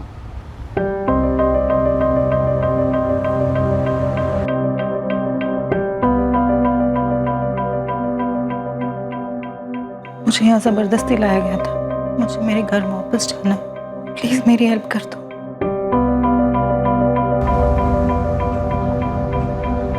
The number you have called is currently switched off. Please try again later.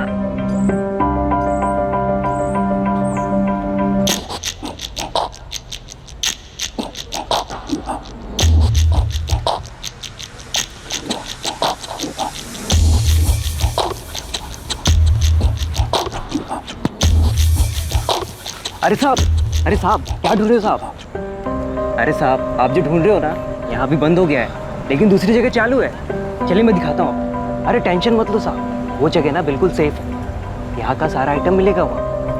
तुम जग्गू को जानते हो? जग्गू? वो तो भाग गया साहब। बाकी आपको क्या चाहिए? लैला मिलेगी? लैला? अरे साहब एक से एक लैला मिलेगी, चलिए तो। अरे उसका नाम लैला है, नीलिमा के कोटे पे काम करती थी। वो सब भाग गई साहब, अब नहीं मिलेगी। बाकी एक से एक लैला है मेरे पास। अच्छा तुम्हारे पास जग्गू का दूसरा नंबर है क्या? क्या साहब, आपको सिर्फ जग्गू ही चाहिए क्या? वो अब कभी नहीं आएगा।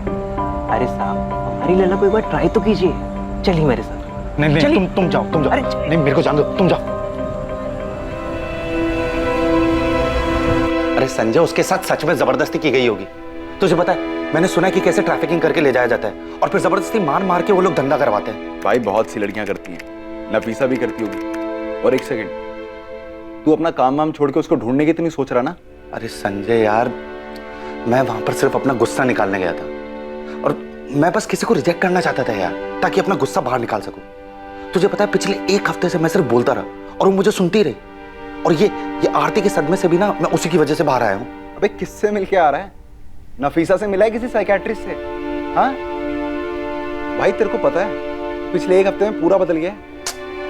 संजय यार, वो तकलीफ में होगी यार, उसे ढूंढने में मेरी मदद करना।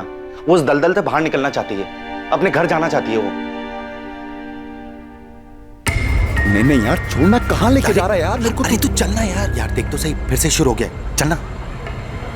देख नीलिमा का कोठा ना वहां पर आगे जाकर है, लास्ट में। तू भी लास्ट टाइम सोच ले साले, किसी और को बचाने के चक्कर में हम लोग ना फंस जाएं। तू फालतू में यार। बचाने की बाद में सोचेंगे ना, तू चल, तो पहले देख तो सही कि वो है कि नहीं। चल भाई। अरे चलना भाई। मैं क्या बोल रहा हूँ, रेड पड़ी थी तो वो लोग भाग गए थे ना यहाँ से। तो कैसे मिलेगी वो तेरे को? ओ भाई साहब, मिलेगी ना। भाई साहब जन्नत की सैर करो, चल जन्नत की वापस। सैर। अरे मजा आ जाएगा भाई साहब। नहीं यार। एक बार देख तो लीजिए। अरे वो रहा नफीसा का कोटा, चलना। अरे भाई साहब आप जैसे अप टू डेट हो बिल्कुल वैसे ही मस्त। अरे भाई साहब इधर आ जाओ भाई साहब। चलना तू। अरे आइए साहब आइए। रुखसाना, गौरी, जल्दी बाहर आओ। आ रही लड़की आ रही। नीलिमा कहाँ है? यहाँ तो वो चलाती थी ना। पता नहीं, अब तो ये मैं चलाती हूँ।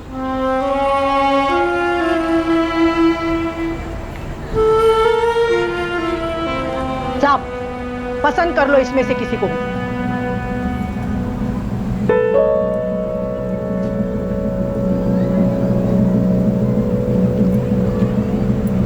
लैला भी नहीं है। अरे साहब, ये सब लैला ही है, बस इस नाम की यहाँ कोई नहीं। चलो कर लो पसंद। गौरी तू लैला को जानती है? कहाँ मिलेगी वो? कौन लैला साहब? वो थोड़े दिन पहले यही थी जब नीलिमा चलाती थी ना, तब। पता नहीं साहब, वो लोग कहीं चले गए हैं। लेकिन मैं तो लैला के लिए आया था यहाँ। अच्छा तू जग्गू को जानती है? वो यहाँ नीलिमा की लड़कियों के लिए ना कस्टमर लाता ना। नहीं साहब, ये जगह ना बहुत बड़ी है, हम तो कमरे में ही रहते हैं। बाहर क्या हो रहा है, कौन आ रहा है, कौन जा रहा है, क्या मालूम। हाँ लेकिन पिछली रेड के बाद ना बहुत लोग यहाँ से चले गए, शायद वो लोग भी चले गए होंगे। तो एक काम कर सकती है, तू मुझे नीलिमा और जग्गू का पता लगा दे, मैं तुझे अलग से पैसे दूँ। लैला से इश्क हो गया है क्या? हाँ? सुन, तू मुझे पता लगा दे, मैं तुझे पैसे दे सकता हूँ। देखो साहब, तुम भले इंसान दिख रहे हो, इसलिए मुफ्त की ना एक सलाह देती हूँ। इश्क का चक्कर तो फिर ठीक है, लेकिन तुम्हारी शक्ल देख के लग रहा है ना कि उस लड़की ने ना तुम्हें कोई जबरदस्ती वाली कहानी सुनाई। मत पड़ो इन चक्करों में साहब, ये लड़कियां ना टाइम पास करने के लिए आप जैसों को फंसाती है। दूर रहो इनसे। तू जानती है लैला का पता? नहीं, लेकिन जिस बेसब्री से आप ढूंढ रहे हो ना, इतना जानती हूँ कि उसकी मदद करना चाहते हो। तो कहाँ मिलेगी बता देना मुझे। मैं नहीं जानती साहब, मैंने तो उसका नाम तक नहीं सुना। अब नहीं जाऊंगा वहां पर, मैं साले फंस जाता वहां पर। मैंने रुखसाने से नफीसा के बारे में पूछा, वो भड़क गई मेरे ऊपर। यार लेकिन संजय, नफीसा को तो ढूंढना होगा ना यार, और मैं अकेले कैसे ढूंढूं? देख मेरी बात मान, तू ना ठीक लग रहा है, उस आरती के चक्कर से बाहर आ चुका तू अब। उस नफीसा के साथ जो भी हुआ वो पूरा है, लेकिन जा चुकी वो अब। क्यों तेरे को एक और बवाल मोल लेना है मेरे भाई? और हो सकता है नफीसा नाम उसने तेरे लिए रखा हो, सच्चाई कुछ और ही हो। हाँ, कुछ वक्त पहले तक तपन गर्ग की अवस्था काफी खराब थी। अपनी गर्लफ्रेंड आरती से हुए ब्रेकअप से वो बाहर नहीं आ पा रहा था, और आज वो हर हालत में नफीसा कुरैशी की मदद करना चाहता था, लेकिन नफीसा के ठिकाने का उसे कोई अंदाजा नहीं था। आइए साहब। वेश्यावृत्ति की दुनिया, जहां पैसों के बदले शरीर बेचा जाता है, जहां वासना और शारीरिक सुख के लिए भावनाओं को कुचल दिया जाता है। तेरे लिए रोज कस्टमर आएंगे, सबके साथ सब कुछ करना होगा, किसी को मना मत करना, हर कोई खुश होके जाना चाहिए यहाँ से, समझी? वरना ये पट्टा देख रही है ना तू?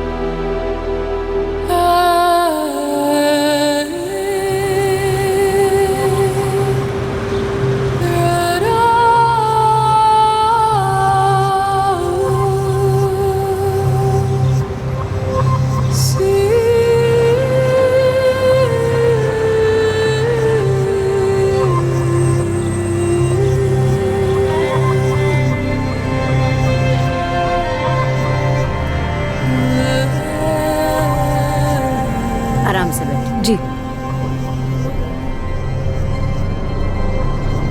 रांची में जॉब करती हो? जी। शहर में देखा है तुम्हें कई बार। वो आते जाते देखा होगा आपने। क्या जॉब करती हो? जी मैं रिसेप्शनिस्ट हूँ ब्यूटी पार्लर में। अच्छा। Good morning, golden cap parlour. Ma'am मुझे अपॉइंटमेंट चाहिए। जी मैम, एक मिनट मैं चेक कर लेती हूँ। मैं 12th क्लास तक पढ़ी हूँ। आगे क्यों नहीं पढ़ी? वो फैमिली प्रॉब्लम हो गई थी, अब्बू गुजर गए, छोटा भाई है, उसे आगे पढ़ना था, वो फाइनल ईयर में है अभी। अम्मी है घर पर? हाँ है ना, हम दोनों मिलकर घर चलाते हैं। दीमापुर का एक स्कूल है ना, उसमें अम्मी काम करती है।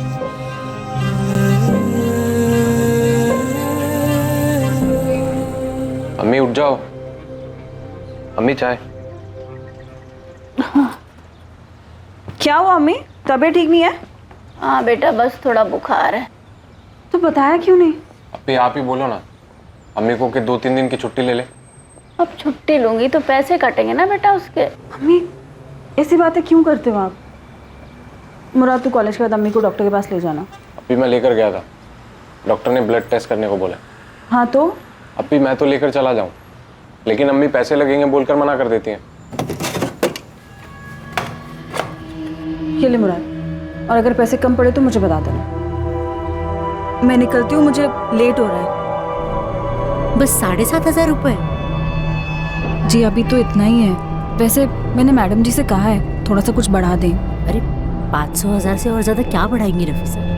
तुम पढ़ी लिखी हो, 12th पास हो और अंग्रेजी भी ठीक ठाक बोल लेती हो, क्यों इतने कम में काम करती हो? बीना जी मैंने ना कहीं देखा नहीं है, और लेकिन अगर कहीं अच्छा कुछ मिलेगा, ज़्यादा मिलेगा तो मैं वहीं कर लूँगी। अरे रांची से बाहर ट्राई करो, जैसे मुंबई वगैरह। पता है तुम्हें, जो रिसेप्शनिस्ट का जॉब तुम यहाँ कर रही हो ना, इस काम के लिए मुंबई में आराम से 25,000 से 35,000 मिल जाएंगे तुम्हें। 25 से 35,000? और नहीं तो क्या। अरे तुम पढ़ी लिखी हो, एक्सपीरियंस हो और खूबसूरत भी हो, इतने तो तुम्हें बिना मांगे मिल जाने चाहिए।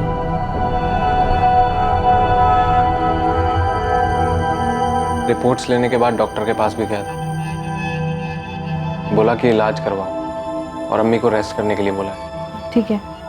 अभी मैं सोच रहा था कि कहीं जॉब कर लूं ताकि अम्मी काम छोड़ के आराम कर सके और इलाज भी आराम से हो जाए। नहीं नहीं मुराद, तू अपनी पढ़ाई देख। ट्रीटमेंट में पैसे लगते हैं अप्पी, आप अकेले नहीं कर पाओगी।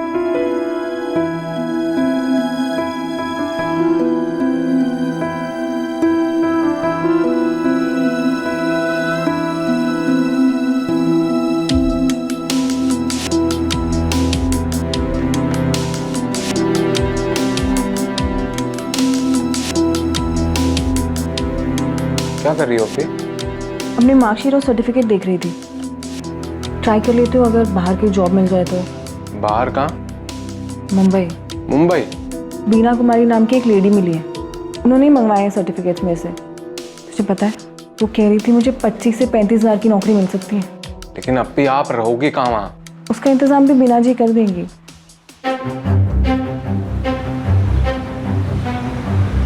माफ कीजिएगा बीना जी, मैं थोड़ा सा लेट हो गई। कोई बात नहीं। ये लो, तुम्हारी जॉब पक्की हो गई है। मुंबई में फार्मा कंपनी है NKT फार्मा। सच्ची बीना जी? हाँ, बस 35,000 नहीं दिलवा सकता, 30,000 तक सैलरी दिलवा देगा। 30,000? और कोई इंटरव्यू भी नहीं होगा? अरे नहीं बाबा, तुम्हारी फोटो और मार्कशीट से वैसे भी तुम्हारा काम हो गया। मेरा भाई सुरेश अगले हफ्ते रांची से मुंबई के लिए निकल रहा है। हफ्ते भर का टाइम है, सोच लो, हो सके तो तुम भी उसी के साथ निकल जाना। वो तुम्हारे रहने खाने का सारा इंतजाम कर देगा मुंबई में। अगले हफ्ते? नफीसा के इतनी दूर जाकर काम करने की बात से न मुराद खुश था न उसकी अम्मी बिल्किस। लेकिन नफीसा घर की बड़ी बेटी थी जो काम करके घर चला रही थी। उसने अपनी अम्मी और भाई मुराद को मना लिया।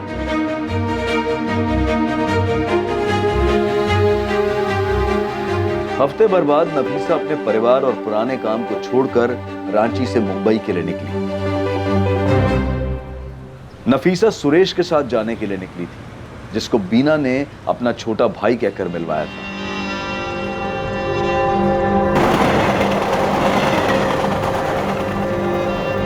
नफीसा, लाओ अपना फ़ोन। मैं तुम्हें नया फ़ोन और सिम कार्ड दे रहा हूँ। आज से तुम्हारे बिल का सारा खर्चा कंपनी उठाएगी।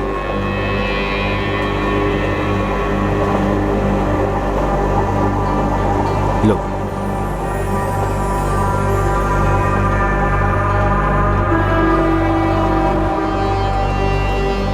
सुरेश भैया, हम आगरा क्यों आए हैं? बीना दीदी ने कहा था हम सीधा मुंबई जाएंगे। हाँ, प्लान तो सीधा मुंबई जाने का ही था, लेकिन क्या है ना, दिल्ली में हमारी कंपनी की एक अर्जेंट मीटिंग निकली। लेकिन तुम फिक्र मत करो, यहाँ आगरा में मीटिंग के लिए KNT फार्मा का मेरा एक दोस्त आया। वो यहाँ से तुम्हें दिल्ली और फ्लाइट से सीधा तुम्हें मुंबई पहुँचा देगा। आओ नफीसा, आओ।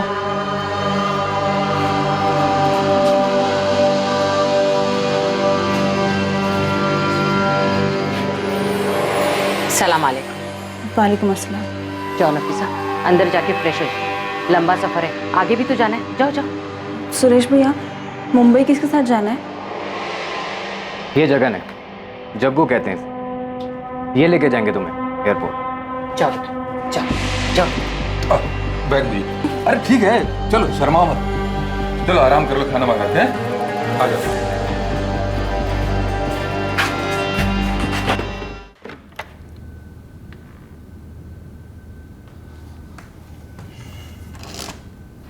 पापा, अगर हमें किसी को ढूंढना हो जिसका हमें सिर्फ नाम पता हो, तो हम उसको कैसे ढूंढेंगे? क्या? वो ना, मैं किसी को... देख बेटा, आरती जिससे शादी करने वाली है उसे ढूंढ के अगर बता भी देगा तो उसे, तो भी आरती वापस नहीं आने वाली है। पापा, मैं आरती की बात नहीं कर रहा हूँ, उसका किस्सा खत्म हो गया। वो फिर किसे ढूंढ रहा है तू?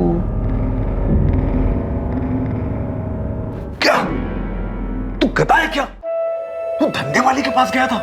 जरा सोच, ये बात अगर तेरी मम्मी को पता चली तो? पापा, मैंने कुछ नहीं किया है, मैं बस थोड़ा फ्रस्ट्रेटेड था इसलिए चला गया। पापा, मैं बस उसकी हेल्प करना चाहता हूँ। उसको कैसे ढूंढूं मुझे कुछ समझ में नहीं आ रहा है। मैं सिर्फ उसका नाम जानता हूँ, नफीसा कुरैशी। सोशल मीडिया पर चेक किया? फ्रेंड स्क्वायर वगैरह में देख, आजकल हर कोई होता है वहां पे। किसी भी यंगस्टर को ढूंढना हो तो सोशल मीडिया सही है। थैंक यू पापा, you are great.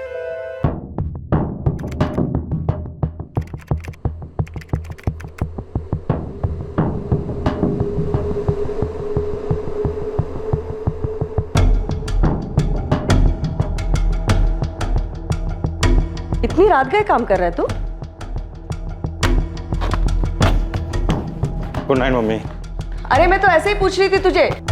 Tapan Garg friend square पर हर उस प्रोफाइल को चेक कर रहा था जो नफीसा कुरैशी के नाम से थी, इस उम्मीद में कि वो जिस नफीसा को ढूंढ रहा है उसका प्रोफाइल उसे मिल जाए। यार संजय, अब तक 68 प्रोफाइल चेक कर चुका हूँ और अभी भी बाकी है। मैंने तो उसके भाई मुराद कुरैशी को भी सर्च किया, उसके नाम की भी 38 प्रोफाइल्स हैं, लेकिन उसको कैसे ढूंढूं? उसको तो पहचानता भी नहीं हो यार। एक बात बता, ये फ्रेंड स्क्वायर पे तेरी वाली नफीसा मिल भी गई तो तू क्या कर लेगा? उसका स्टेटस अपडेट मिलेगा तेरे को कि मैंने एड्रेस चेंज कर लिया है, कोठा कहीं और है। अबे जबरदस्ती रखा गया ना उसे वहां पर, तो सेल फोन कहां से होगा उसके पास और वो सोशल मीडिया कहां से चलाएगी? सोचना। अरे ये तो मैंने सोचा ही नहीं था। सोचना भी मत बेटा, मिल भी गई ना तब भी कुछ नहीं कर पाओगे। काफी खोजबीन के बाद आखिरकार किस्मत ने साथ दिया और तपन को उस नफीसा कुरैशी की प्रोफाइल मिल गई जिससे वो कोठे पर मिला था।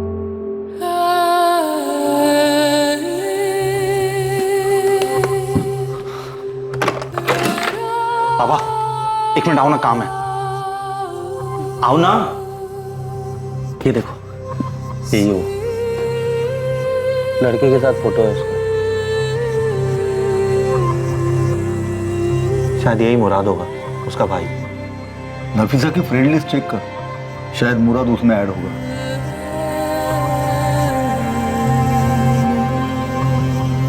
नफीसा की फ्रेंड लिस्ट में मुराद कुरैशी है।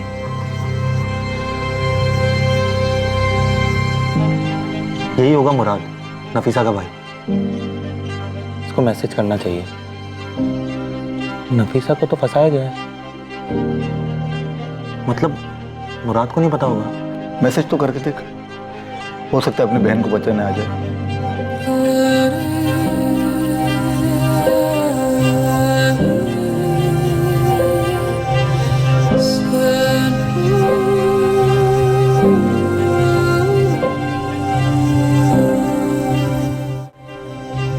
मम्मी, जा रहा हूँ, आते वक्त पुलिस स्टेशन से होते हुए आऊंगा।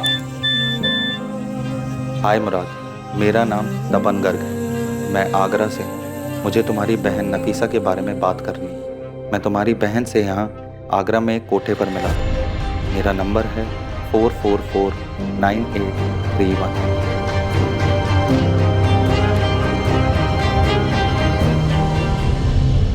नफीसा के बारे में तपन की खोज ने आखिरकार नफीसा के भाई के सामने उसका सच ला दिया था कि नफीसा के साथ क्या हुआ था और वो इस समय कहां थी।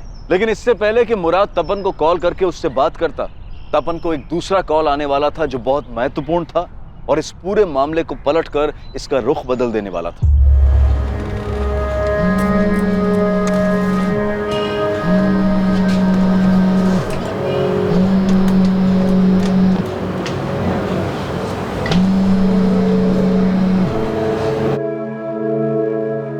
हेलो, हाँ गौरी, तुमने फोन किया था? देख, पहले तो मेरे को बोल कि तू मेरे पास आएगा और मुझे 5,000 रुपए देगा। हाँ गौरी दूंगा, पहले बताना जग्गू मिला कि नहीं? जग्गू और नीलिमा ने इसी बाजार में यहाँ से एक गली छोड़कर फिर से अपना डेरा जमाया है। अच्छा सुन, वहाँ पर लैला है क्या? वो मेरे को नहीं पता। देख, मैंने अंदर जाके मालूम नहीं किया, लेकिन हाँ मुझे इतना मालूम पड़ा है कि इस बार ना वो लोग बहुत सी नई लड़कियां लेकर आए हैं। थैंक यू यार गौरी, मैं ना तुझे वहाँ के तेरे सारे पैसे दे जाऊंगा। Thank you.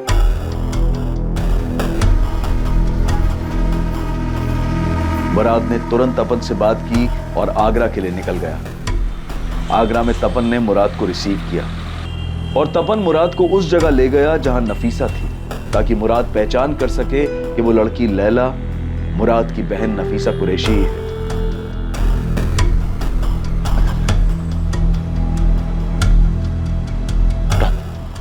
यहाँ आगे से राइट और फिर से राइट, लेकिन ध्यान रखना इन लोगों ने नाम बदल दिया उसका, लैला बुलाते हैं। तुम जाओ, मैं तुम्हारा वेट करता हूँ। जाओ जाओ जाओ, आगे से राइट और फिर से राइट, नीलिमा का कोठा।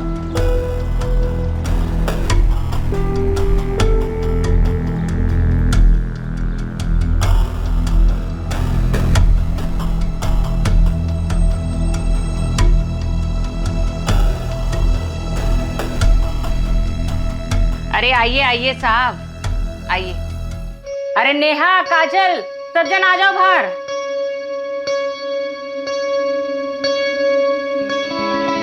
देख लो इनमें से कौन चाहिए।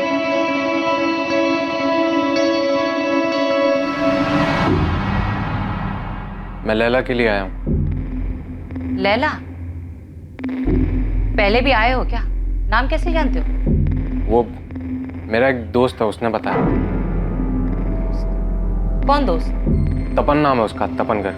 अच्छा अच्छा, तपन। कहाँ है वो? उन्हें पता है हम वापस आए हैं? वो आए नहीं? आएगा, वो भी आएगा, लेकिन पहले मुझे लैला चाहिए। लैला का भाव अभी बढ़ गया है। 1 घंटे का 1000 लेगी और 2 घंटे के लिए ले जाओगे तो 1500 दे देना। चलेगा।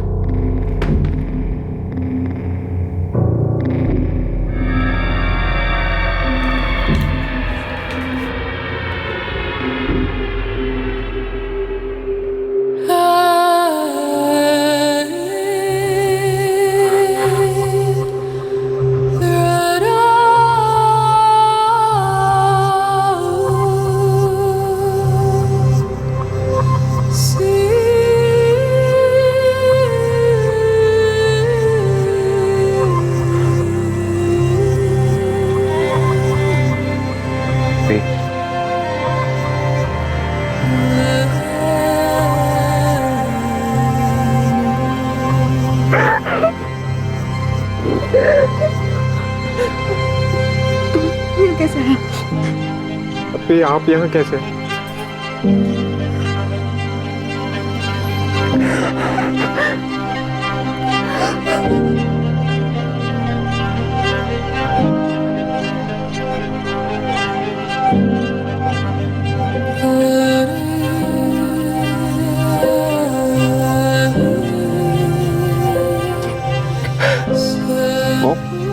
वो मेरी अपिन नफीसा ही है।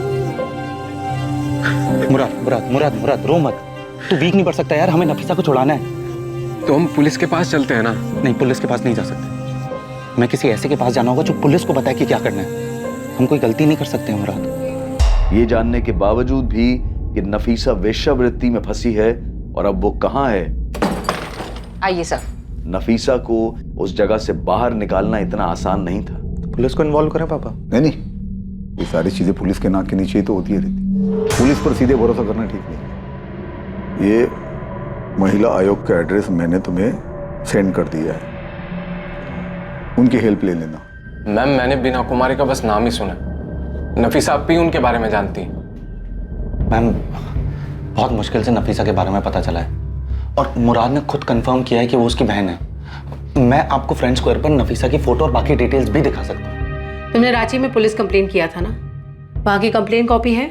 नहीं मैम, लेकिन पुलिस को ये केस याद है, मैं फॉलो अप लेता रहता हूँ। रजनी, पुलिस स्टेशन फोन करके पूछो क्या प्रोग्रेस है। मैम, नफीसा को तुरंत रेस्क्यू करवा सकती हैं क्या? वो वहाँ 1 महीने से फंसी हुई है। यू डोंट वरी, हम लोग इमीडिएटली एक्शन लेंगे, लेकिन उसके लिए मुझे पहले पुलिस से बात करनी होगी, और आई थिंक किसी और ज्यूरिडिक्शन पुलिस के साथ।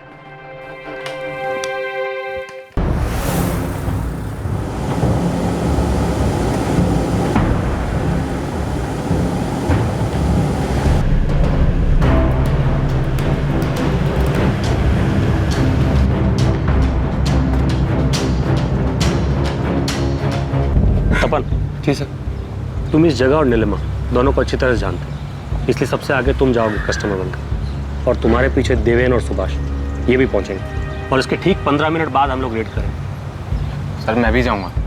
मुराद, अगर तुम्हारी बहन वहाँ है तो हम किसी भी कीमत पे उसे लेके आएंगे, भरोसा रखो हम, और यहीं रुको।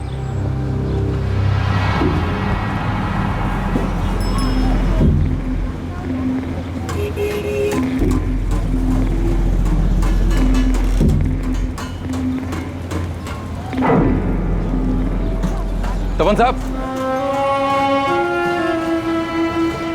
कैसे हैं साहब?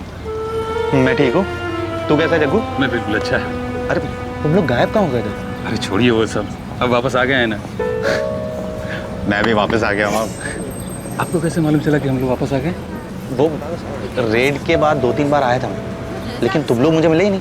फिर कल देखा मैंने तुझे इसी मार्केट में। अच्छा, अभी आपको मालूम है नीलिमा कहाँ बैठती है? नहीं, किधर? आइए आपको मिलाते हैं, आइए। नीलिमा, देख कौन आया है। आइए आइए, बड़े दिनों बाद आए हो। कल आपका कोई दोस्त आया था। हाँ, वो मैंने भेजा था उसे। देखिए, लैला का रेट बढ़ गया है, लेकिन आपके लिए वही रेट रहेगा।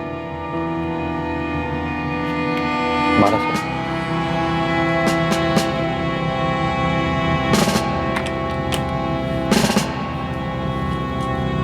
सब ठीक है नफीसा, पुलिस थोड़ी देर में यहाँ पे पहुंचने वाली है, और मुराद भी हमारे साथ है। क्या नाम बताया उसने? कौन दोस्त आया था? नाम तो नहीं बताया उसने, कहा कि तपन का दोस्त है, लैला चाहिए। लेकिन मुझसे तपन कह रहे थे कि उसको हमारे नए डर के बारे में मालूम नहीं, फिर दोस्त को कैसे भेजा? कुछ गड़बड़ है क्या? लगता तो ऐसा ही है। मिलेगी क्या? हाँ हाँ आइए, मिलेगी ना। हाँ तपन। सर नफीसा यही है। ठीक है, देवेन और सुभाष पहुंच गए, और हम भी बस पहुंच ही रहे हैं। 5 मिनट नफीसा, 5 मिनट में पुलिस यहाँ पर होगी, तो 5 मिनट में हमेशा के लिए यहाँ से बाहर होगी। अरे तपन साहब, 1 मिनट दरवाजा खोलिए। तुम रुको, मैं देखता हूँ। बैठो बैठो। क्या हुआ नीलिमा जी, अभी तो टाइम शुरू हुआ है। क्या चल रहा है? कुछ उल्टा सीधा तो नहीं कर रहे हो?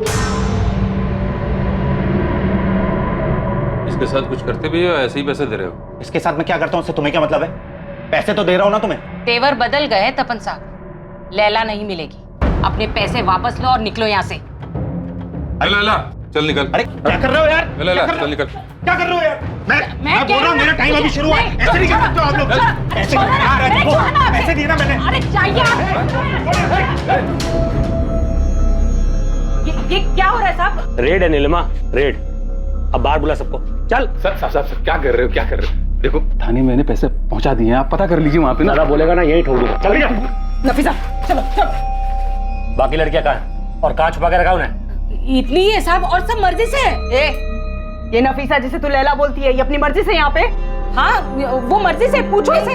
मैं अपनी मर्जी से नहीं आई थी, मुझे सुरेश और बीना ने यहाँ जबरदस्ती भेजा था। बोल, कौन है बीना और सुरेश? मुझे नहीं मालूम कौन है वो लोग। जल्दी बोल, वरना तेरे सारी बातें यही तोड़ दूंगी। बीना को मैं नहीं जानती, और सुरेश तो दलाल है। 40,000 दिए मैंने इसके। पूरे 40,000 है, गिनना हो तो गिन लो। चलता हूँ। अरे छोड़ो ना। बोल, बोल सुरेश कहाँ? मुझे नहीं मालूम और मेरे पास उसका नंबर भी नहीं है। आप वो दूसरे वाले साहब से पूछे ना, उनसे पूछकर ही हमने ये फिर से चालू किया। लेकिन चलो सर। अरे साहब मेरी बात तो सुनिए। साहब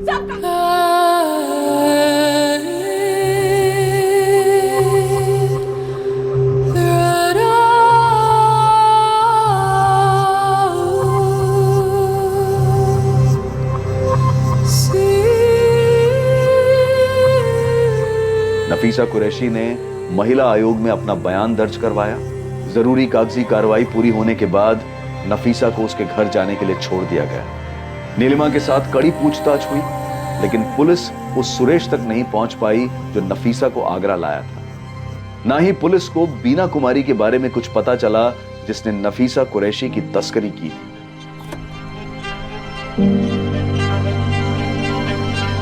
मुराद, ये कैब तुम्हें दिल्ली एयरपोर्ट तक छोड़ देगी।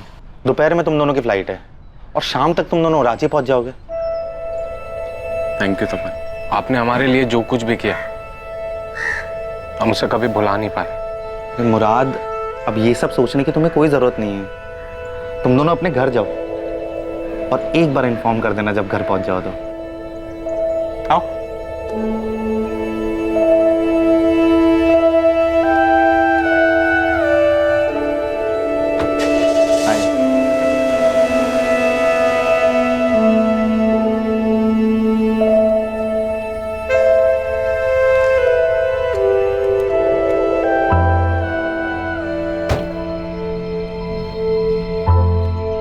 थैंक यू तपन।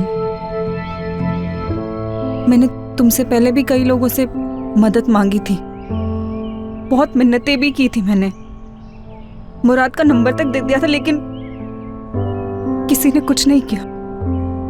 नफीसा, मैं बहुत खुश हूं कि तुम अपने घर जा रही हो। अब इन सब चीजों के बारे में मत सोचो। अब अपने घर जाओ, लेकिन मुझे इन्फॉर्म जरूर कर देना एक बार पहुंच जाओ तो। ओके?